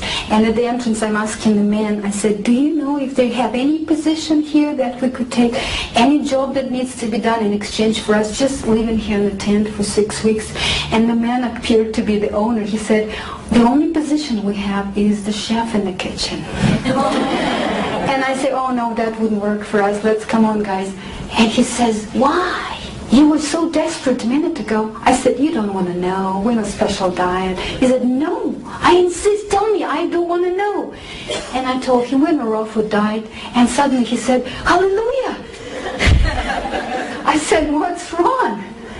What's going on? And he said, you know what, we just opened educational center. We purchased Vitamix, blender, and Cuisinart, and Champion juicer, and new covers from Cherry Tree, and new knives, and we wanted to open a raw food restaurant, but we couldn't find any raw chef. We've been advertising in every newspaper, and all we got is a tofu dog chef. And finally we were staying, a couple days ago, in a circle with the staff, and we were praying to God, Lord, send our way some raw food chef. And I was very, very surprised, and I said, here we are, there are 4 of us. Now he looked at me closer, and we were wearing the shaded clothes that was so dear to us. We loved that shaded clothes. He said, you raw food chefs, we look like hippies. With accent. And I said, just take me to the store, let's buy ingredients, and we'll make you something raw. He took me to now my favorite Ashland Co-op, and I said this, that. He paid for everything. After 3 months in the woods, my kids were so eager to work in familiar kitchen. They knew which button to push on it and every equipment, and we made beautiful meal. We made a big pate and a big salad and soup and dessert. And then all the staff came, and his wife and his children came, and we ate this food, and they tried it, and they said, this is raw food. I never knew it could be so good. Here's the checkbook. Here's the key. Stay as long as you want. There are $2,000 for you if you need to buy any more equipment. And if you will make good money, we'll pay you salary. My dear friends, we turned this ashland upside down. We were so lonely in the forest. We were so missing people. And so suddenly we were now exposed to this beautiful ashland. My children were selling banana ice cream in every corner, on every corner in that ashland. And until now, 5 years later, everybody remembers, are you the one that was selling for $1 banana ice cream everywhere? That's how we exposed to ashland right away. We had the long line of apprentices in this raw cafe. We were making raw food all the time. We put through the account $5,000 in 6 weeks. And then when we were leaving back to the forest, we had already fully equipped kitchen with all the chefs, and they were just saying, please come back. And our hearts were singing, we would like to come back. And it was like this. When we finished our trail, we were eating mostly, we were foraging. We were eating 80% of our food were herbs. It was amazing how we were able intuitively to tell the poison from not from edible without no mistake. We were able to say how we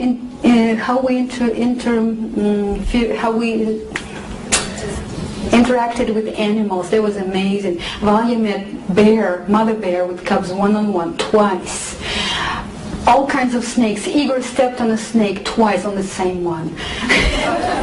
Like, we just had amazing experience. But when we finished the trail, we only wanted to eat so much fruits because we were eating so much grain. I think we were so alkaline. We decided we're going to take a trip to San Felipe in Mexico. We know there is a market, and we thought we'll just inexpensively could eat papayas, mangoes, and then we'll come back to Ashland, and then we'll leave there, and just do something. And so we had this van, Astra van, that had 480,000 miles on the speedometer, on it. And so this van has been driving us since my mother passed away, since our business went crushed after that, and it never broke. All the handles were broken. You can only get into Igor's seat through my door. You can only open my window, from different side. All the gauges were broken. It couldn't show the speed, how much gas in it, or anything, temperature, nothing. But it was running. And so we came, and Igor said, he bought a garage sale for $1 a bike. And he said, okay, we'll go to San Felipe, and I'll just ride around on the bike because there are not very many roads, and I'll figure out how we can survive there because we didn't have much money. And as soon as we came to the market, this man looked at the bike, the owner of the market, he said, sell me the bike. Igor says, no, I need it. He said, you know what, my grandson has birthday, and I need the bike, and I need just like that. And if you give me the bike, you can eat any food as long as you stay here. So we stayed there for a week, and we were enjoying the best ripe mangoes and papayas and bananas and good stuff there. And a week later, we packed the van to go and went to bed, and in the morning we woke up, and there's a green lake under our radiator. In the morning, empty radiator. And we're standing there, and we feel like we hiked enough already. We don't feel like hiking in that desert right now. And we're just thinking like, if we could only make it somehow, I don't know how, to the American border, so we don't have to hike through that deadly desert. And Igor decided to start, and it started. I don't know how, but it started. We all jumped in the car, and he says, let's go as long as it goes, and then we'll just walk the rest. And it went 120 miles. And at the border, there was a long line, and all this fancy Mercedes and BMWs were overheated on the side, and our car was standing in line, and it didn't overheat anymore, more than it was. And I said, Igor, maybe we should turn off and see, maybe it needs some more water. He says, I'm afraid if I'll turn it off, that it will not start. And here we are sitting there saying, what are we going to do in Mexicali? Mexicali is the place, it's just like Mexico, even if it's United States. We don't know anybody there. We don't have no money. we really desperately need this car to go all the way to San Diego where we have so many good friends. And so this made it. Another 150 miles. When it was going up the mountain, we were just sitting there, all four of us helping this car. And then we came to Escondido, and we were thinking, where should we go? Where should we go? Let's go to Mary Larson's place. Where does she live? Somewhere on Washington Avenue. Do you remember what's the crossing street? Nobody remembers. And as we go on Washington Avenue, the car died in front of her house. As we push in the car in her backyard, Mary opened the window and said, "Boutenkos came!" Her son appeared to be working for junkyard, and he sold the car next morning for $350. There was nothing left in that car. We decided if we ever buy another car, it has to be Astrovan.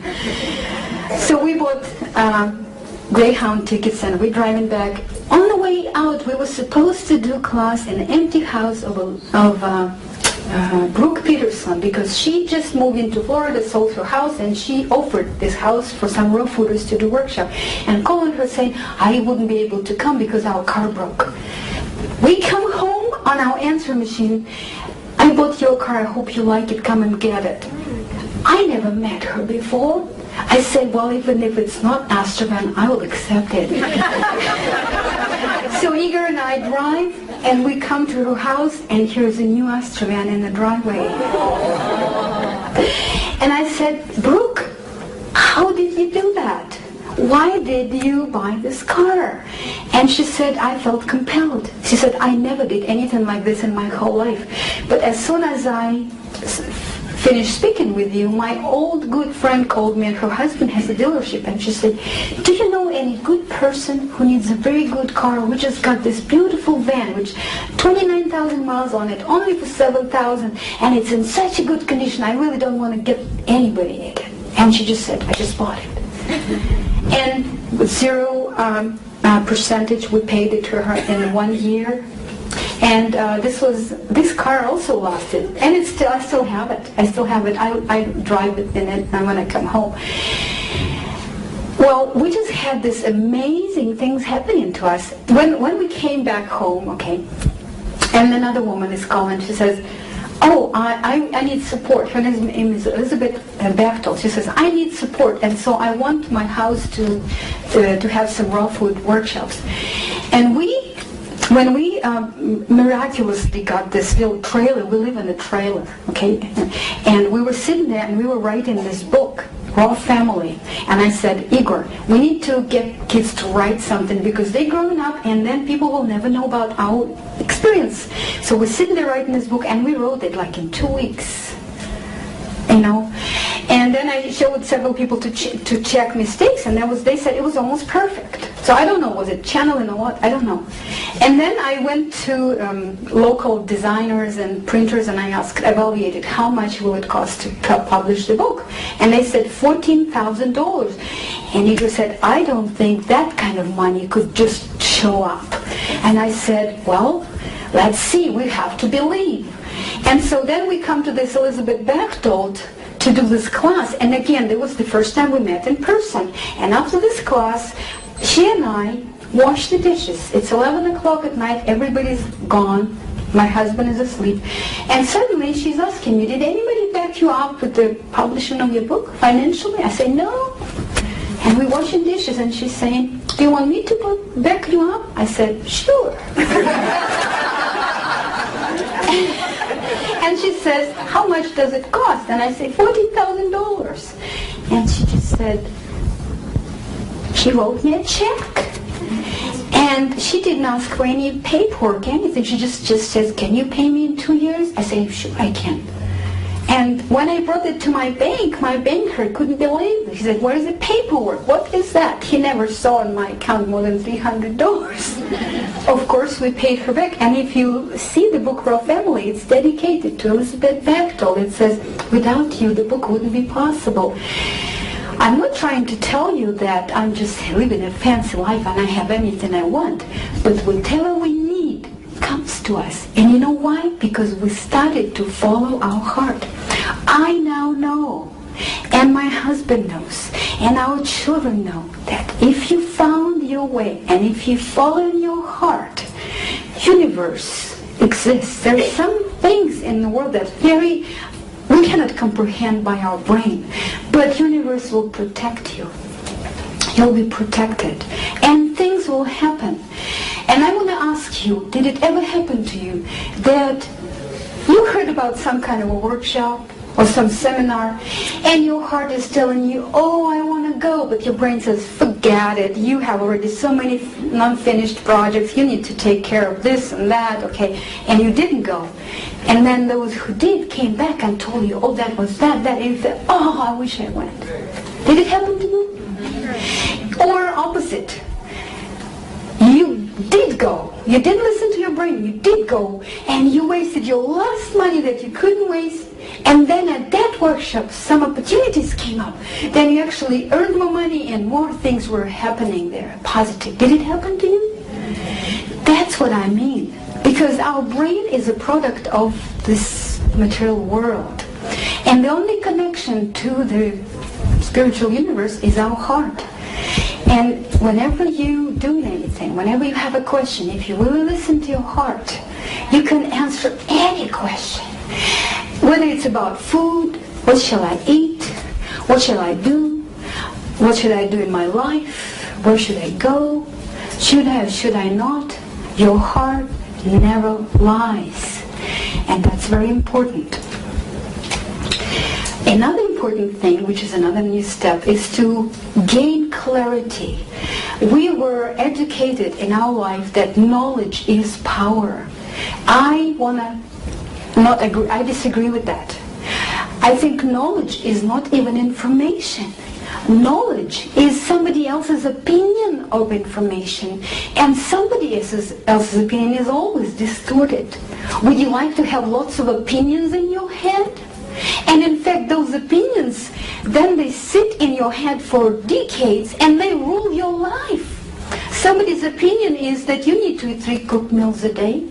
Another person's opinion is that you need to drink milk for calcium. Another opinion that you need immunization. Another opinion that you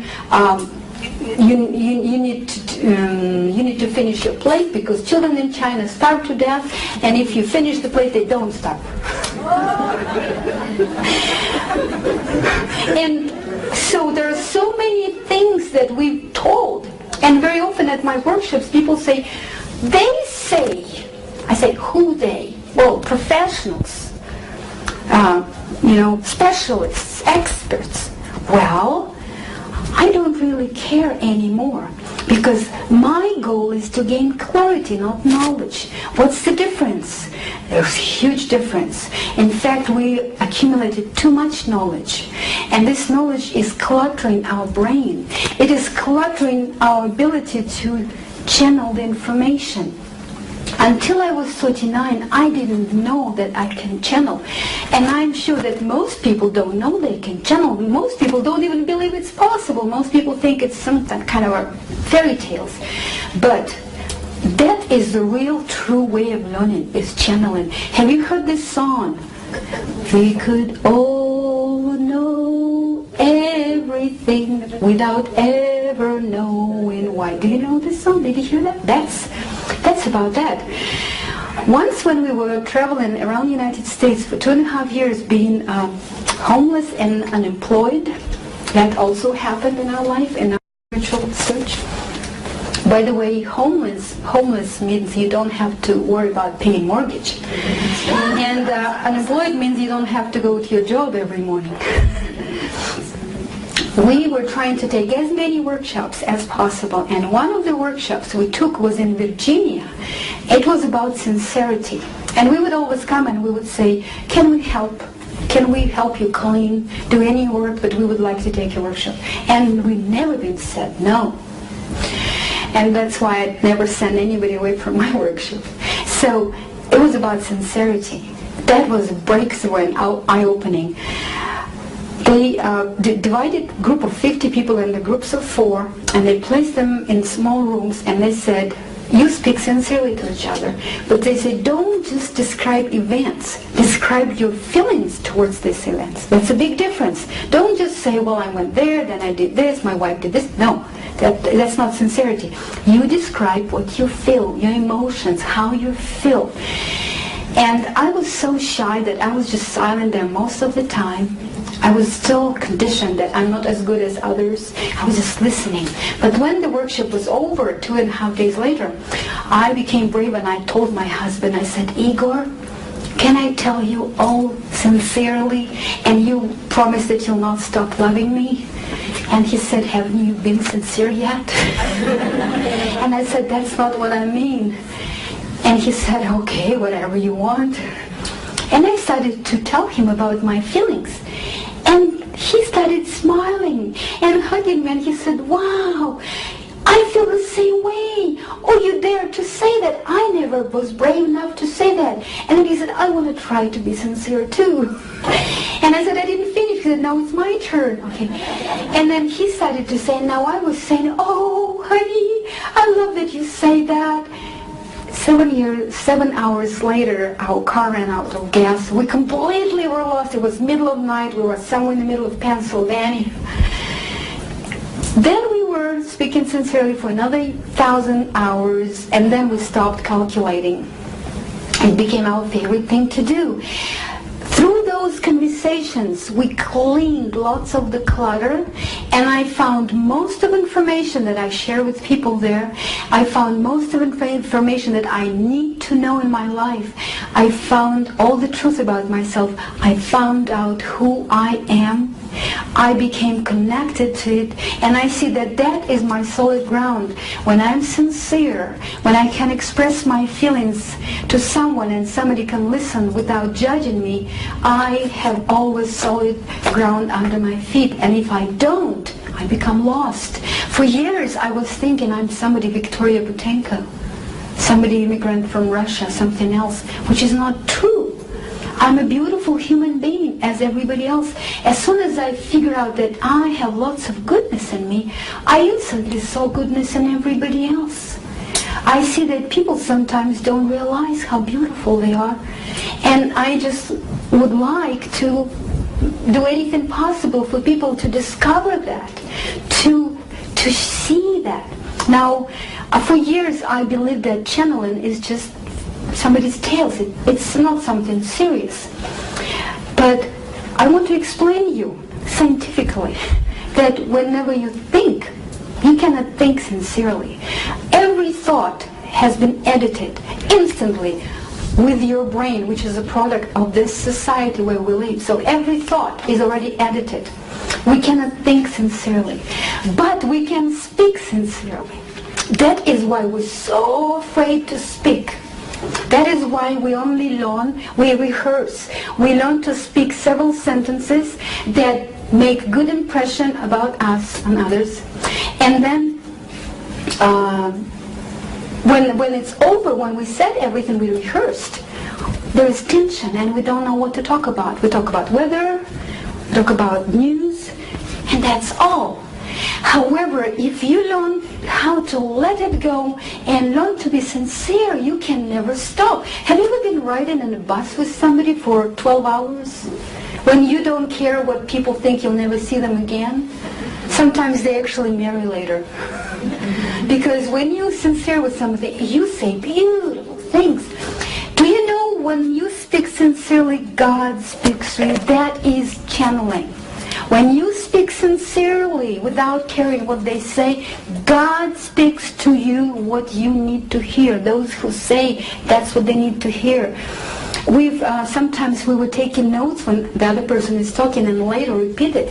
When first Igor was speaking and I was taking notes, and then a week later we were just driving and it was nothing to talk about, and I just said, would you like to listen to that? And I started reading him that.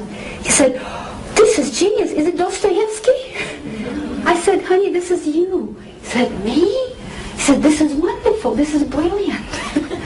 Well, I think that is clarity. I got most of my information that I share in the classes from those sincere talks. And then recently I read in Everett Shostrom book that if if a man doesn't have anybody to talk to, sincerely, he cannot be completely sane. Everett Shestrom, professional, famous psychologist, he stated that in his book. So, how to gain clarity? Decondition your brain. We are so conditioned. Find those things where you used to think something and now you don't believe it anymore. How many of you have used to think that you need to drink milk to get calcium? Okay? What if I'll give this conditioning back to you?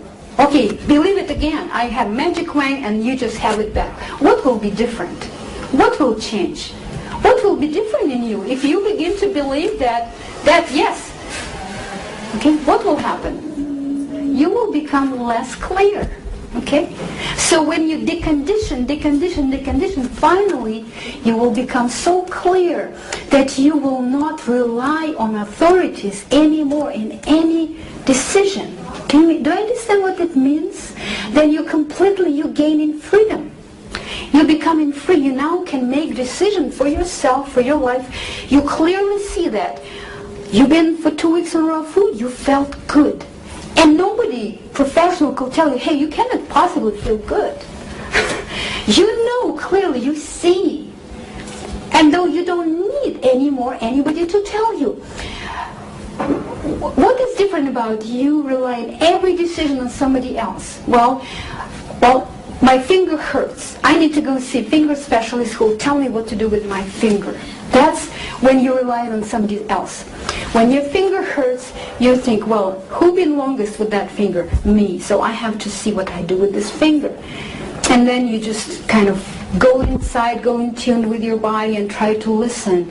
And you kind of talk it through. You go to somebody you love and say, hey, let's talk about my finger. Well, it started to hurt when? It's when I fell off that rock, so maybe I hurt it.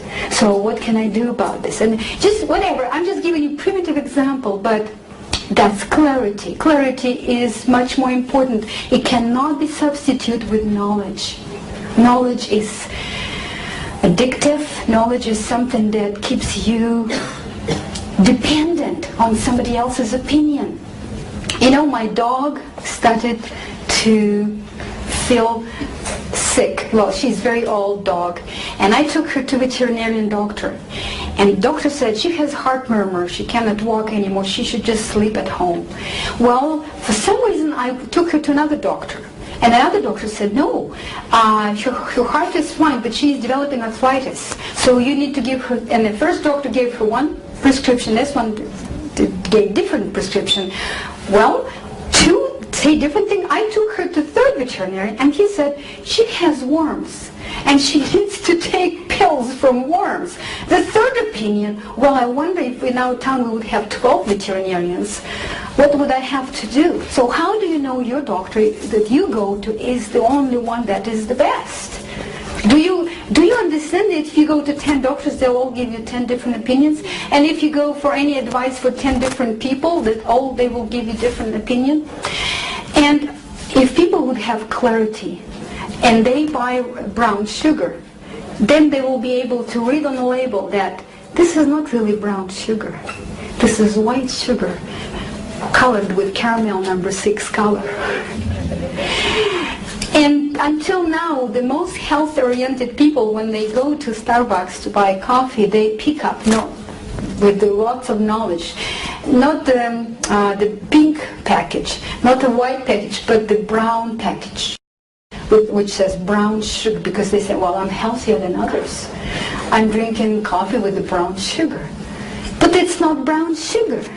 If you have clarity, you're willing to see everything how it is, and then you base your decision on the true facts. Then all you care is facts. You'll be able to separate. When you read somebody's books, you can separate the true facts from opinion. Okay? Does it make any sense to you? Well, okay. I hope that you can talk it through, and then you could figure out what exactly I mean. Well, and just besides this last food prep, I just have one step left, and which is 12-step support. Now, my dear friends, you became so special to me, my in-laws.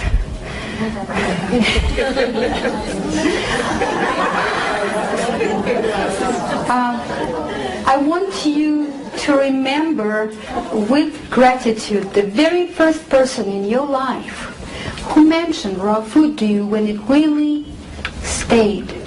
With gratitude, because we never remember that person back. And that person probably was very patient and answered some of your initial questions that you asked, maybe with some irritation. And they maybe treated you with some kind of a food that you tried and something there clicked in you. I want you to remember those people with gratitude, because now it's going to be your turn to be that person. I want you to be patient. When people will ask you those questions about where do you get your protein? Are you sure you get all the nutrients? Where do you get your calcium? All of that. How do you sprout? How do you soak? These questions you'll hear hundreds of times again and again and again. And I want you to make something delicious and treat those people with that. So I want you to pay ahead. I want you to remember your very first raw food meal that you had in your life. What was special about this food? Why did it make you think that you can do it? I want you to appreciate that, because now it's your turn to create that kind of food. And when you go to the raw food potluck, I want you to take 1 hour and $10 and make a nice plate, even if you already eat simple. Because somebody's destiny will be decided on that day. She's inviting her friend to raw food potluck because she says, hey, you have chemotherapy beginning on Monday. Come to raw food potluck. Maybe you will feel better from raw food. Maybe you can postpone this chemotherapy. And so her friend came with her, and there could be two scenarios. She tried the food, and she said, you know, that food is so bland. I don't think I could live like that. I cannot. I would go do my chemotherapy. Or she could put the food on her plate, and it's so colorful, and she tries it, and she's totally surprised. She says, wow, I can do that. Thank you for taking me here. I'm going to call my doctor and postpone and see how I could do that. And I know some raw fooders have been already on raw food for so long that they eat so simple, so they just bring to the potluck sliced bananas with toothpicks in them. I've seen it. I think it's our duty to pay back. Because once somebody introduced you to raw food, not by sliced bananas, and so we have to share, keep sharing. And then I also want you to remember your very first raw food teacher that was teaching you. Because I believe that every single person in the world is a world teacher. When you become the best of yourself, you are the world teacher, and you already have lined up students. Can you look inside and ask yourself the sincere question, am I already the best of myself? Can I become better? If you can, become as best as you can. When you'll become good enough, your students will show up, because they already exist in the world. Your students already like blind kittens looking for you. Where is my teacher? Where is my teacher? They cannot see you yet. They're waiting when you shine brighter. And I believe that every one of you is a world teacher, and you will be teacher, and you'll be teaching lots of people good stuff. And now I want to fantasize. I want to visualize. I know how powerful is visualization. I want you to visualize that I know maybe some of you yesterday night after you ate this dinner in our class, you went home and you ate some cooked food. Maybe you wanted to do farewell. But today you've been raw all day. Hey, congratulations. Don't spoil it. Let's fantasize that tomorrow morning you woke up, you thought, well, I should eat that bagel with cream cheese, or maybe I should give it to somebody away. And then you stayed raw through the breakfast, and then you said, well, I've been already 1.5 days almost raw. Let me have raw lunch. And then you stayed raw all the way till tomorrow. And when you had a hard time, you called your sponsor. You've been 2 days raw. That's the hardest first 2 days. And then 3, 4, 5, 2 weeks. And then, I don't want to spoil it, you decided, I'm going to stay raw now. And you became raw for the rest of your life. Well, it was not always that easy, but you stayed raw and you experienced, you throw away your glasses, you stop dyeing your hair because it's natural, and your skin looks so young. And if you don't have a partner, you got the best partner in the world. You live the life of king and queen, you sleep the best sleep, you eat the best food in the world, you follow your heart, and then when you're 120, you feel like you did a lot, you're ready to go, and then you look back and tell me this, how many people did you influence in your beautiful life, directly and indirectly? Think about your co-workers. When you keep bringing this wonderfully looking sandwich, raw sandwich, and they keep bringing the pizza, and they eventually, after 2 weeks, they ask, hey, Mary, your sandwich looks so good. Whatever you eat in there, can I ask you to give me a little bite? Because it smells so good, looks so healthy. What do you say, Mary? Sure. Sure. How about your neighbors who keep asking you to come for barbecue, and you keep bringing your own tray with you, and you keep saying, oh, thank you so much, but I would like to eat this food. And they say, is that why you have such a good color on your face? And you say, I think so. Well, do you have anything to read about this? Eventually you're going to influence them. How about your relatives who first going to be like furious? But then when they will see the doctor, and doctor will tell them, hey, woohoo, not good news. The first person they're going to talk to will be you. They say, hey, she's been on her weird diet now for so long, she must be knowing what to do. And think about the cashier in your local store. When you keep bringing 25 pounds of carrots every week, she's asking you, do you have a horse? And you say, no, I have a juicer. Oh, so maybe I should get juicer also. Do you think it will help me with my blood pressure? You say, oh, sure. And think about people who shopping in the same store. When they pretend they don't pay attention, they pretend that they don't look, but they do look. I've noticed how people, when they look in my green and red and purple cart, and then look in their boxes there, they run and quickly grab iceberg lettuce and throw on top of it. Now tell me, how many people would you influence in your life? Entire life, directly and indirectly. Think about me. What if I never spoke to Elizabeth in that line in the bank, and I would never became raw? I would die long ago. My crippled husband with my 2 orphan children will be sent back to Russia, and he would probably be dead long time ago. Those pills wouldn't last him. So, and what would happen to all of the students of mine? And those students who now make their living by teaching raw food, and their students who make living by teaching raw food. What would happen to all of these people? All this, is there any influence there? And now, tell me please, anybody here realistically brave can tell how many people will you influence in your lifetime if you will stay raw for the rest of your life? Anybody can guess? Please? Please? You can yell. Hundreds. Hundreds? Thousands? Millions. That's more realistic because we talk in a lifetime, directly and indirectly. You influence your neighbor, he influences somebody else, and then now, my dear friends, let's calculate. If this group of 125 people will add together how many each of you influence, that will be several times population of the globe. Is that worth a try for you? Yes. Yes. I don't hear the answer. Yes. Is that worth a try that you will influence several times population of the globe in such a beautiful way? Do we need peaceful influence in this world? And it depends on whom? On us. well, is it worth a try?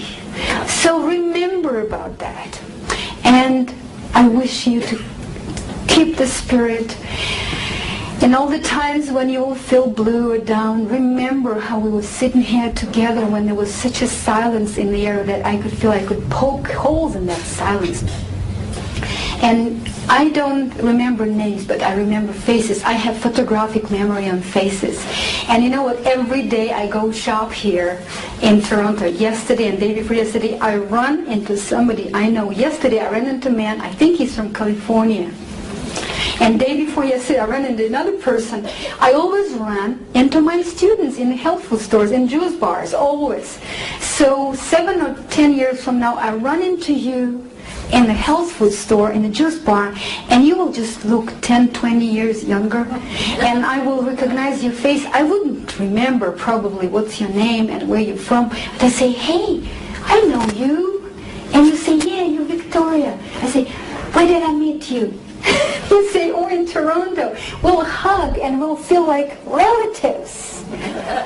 In Ross, see? We become like one family. It's a raw family of the world that we become part of. And some of my raw family is even closer to me than my blood relatives. Because we have so much in common. We look at the world from the same point.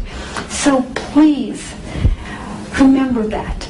And I wish you all the best. And I hope to see you again many times at many different events. And God bless you all.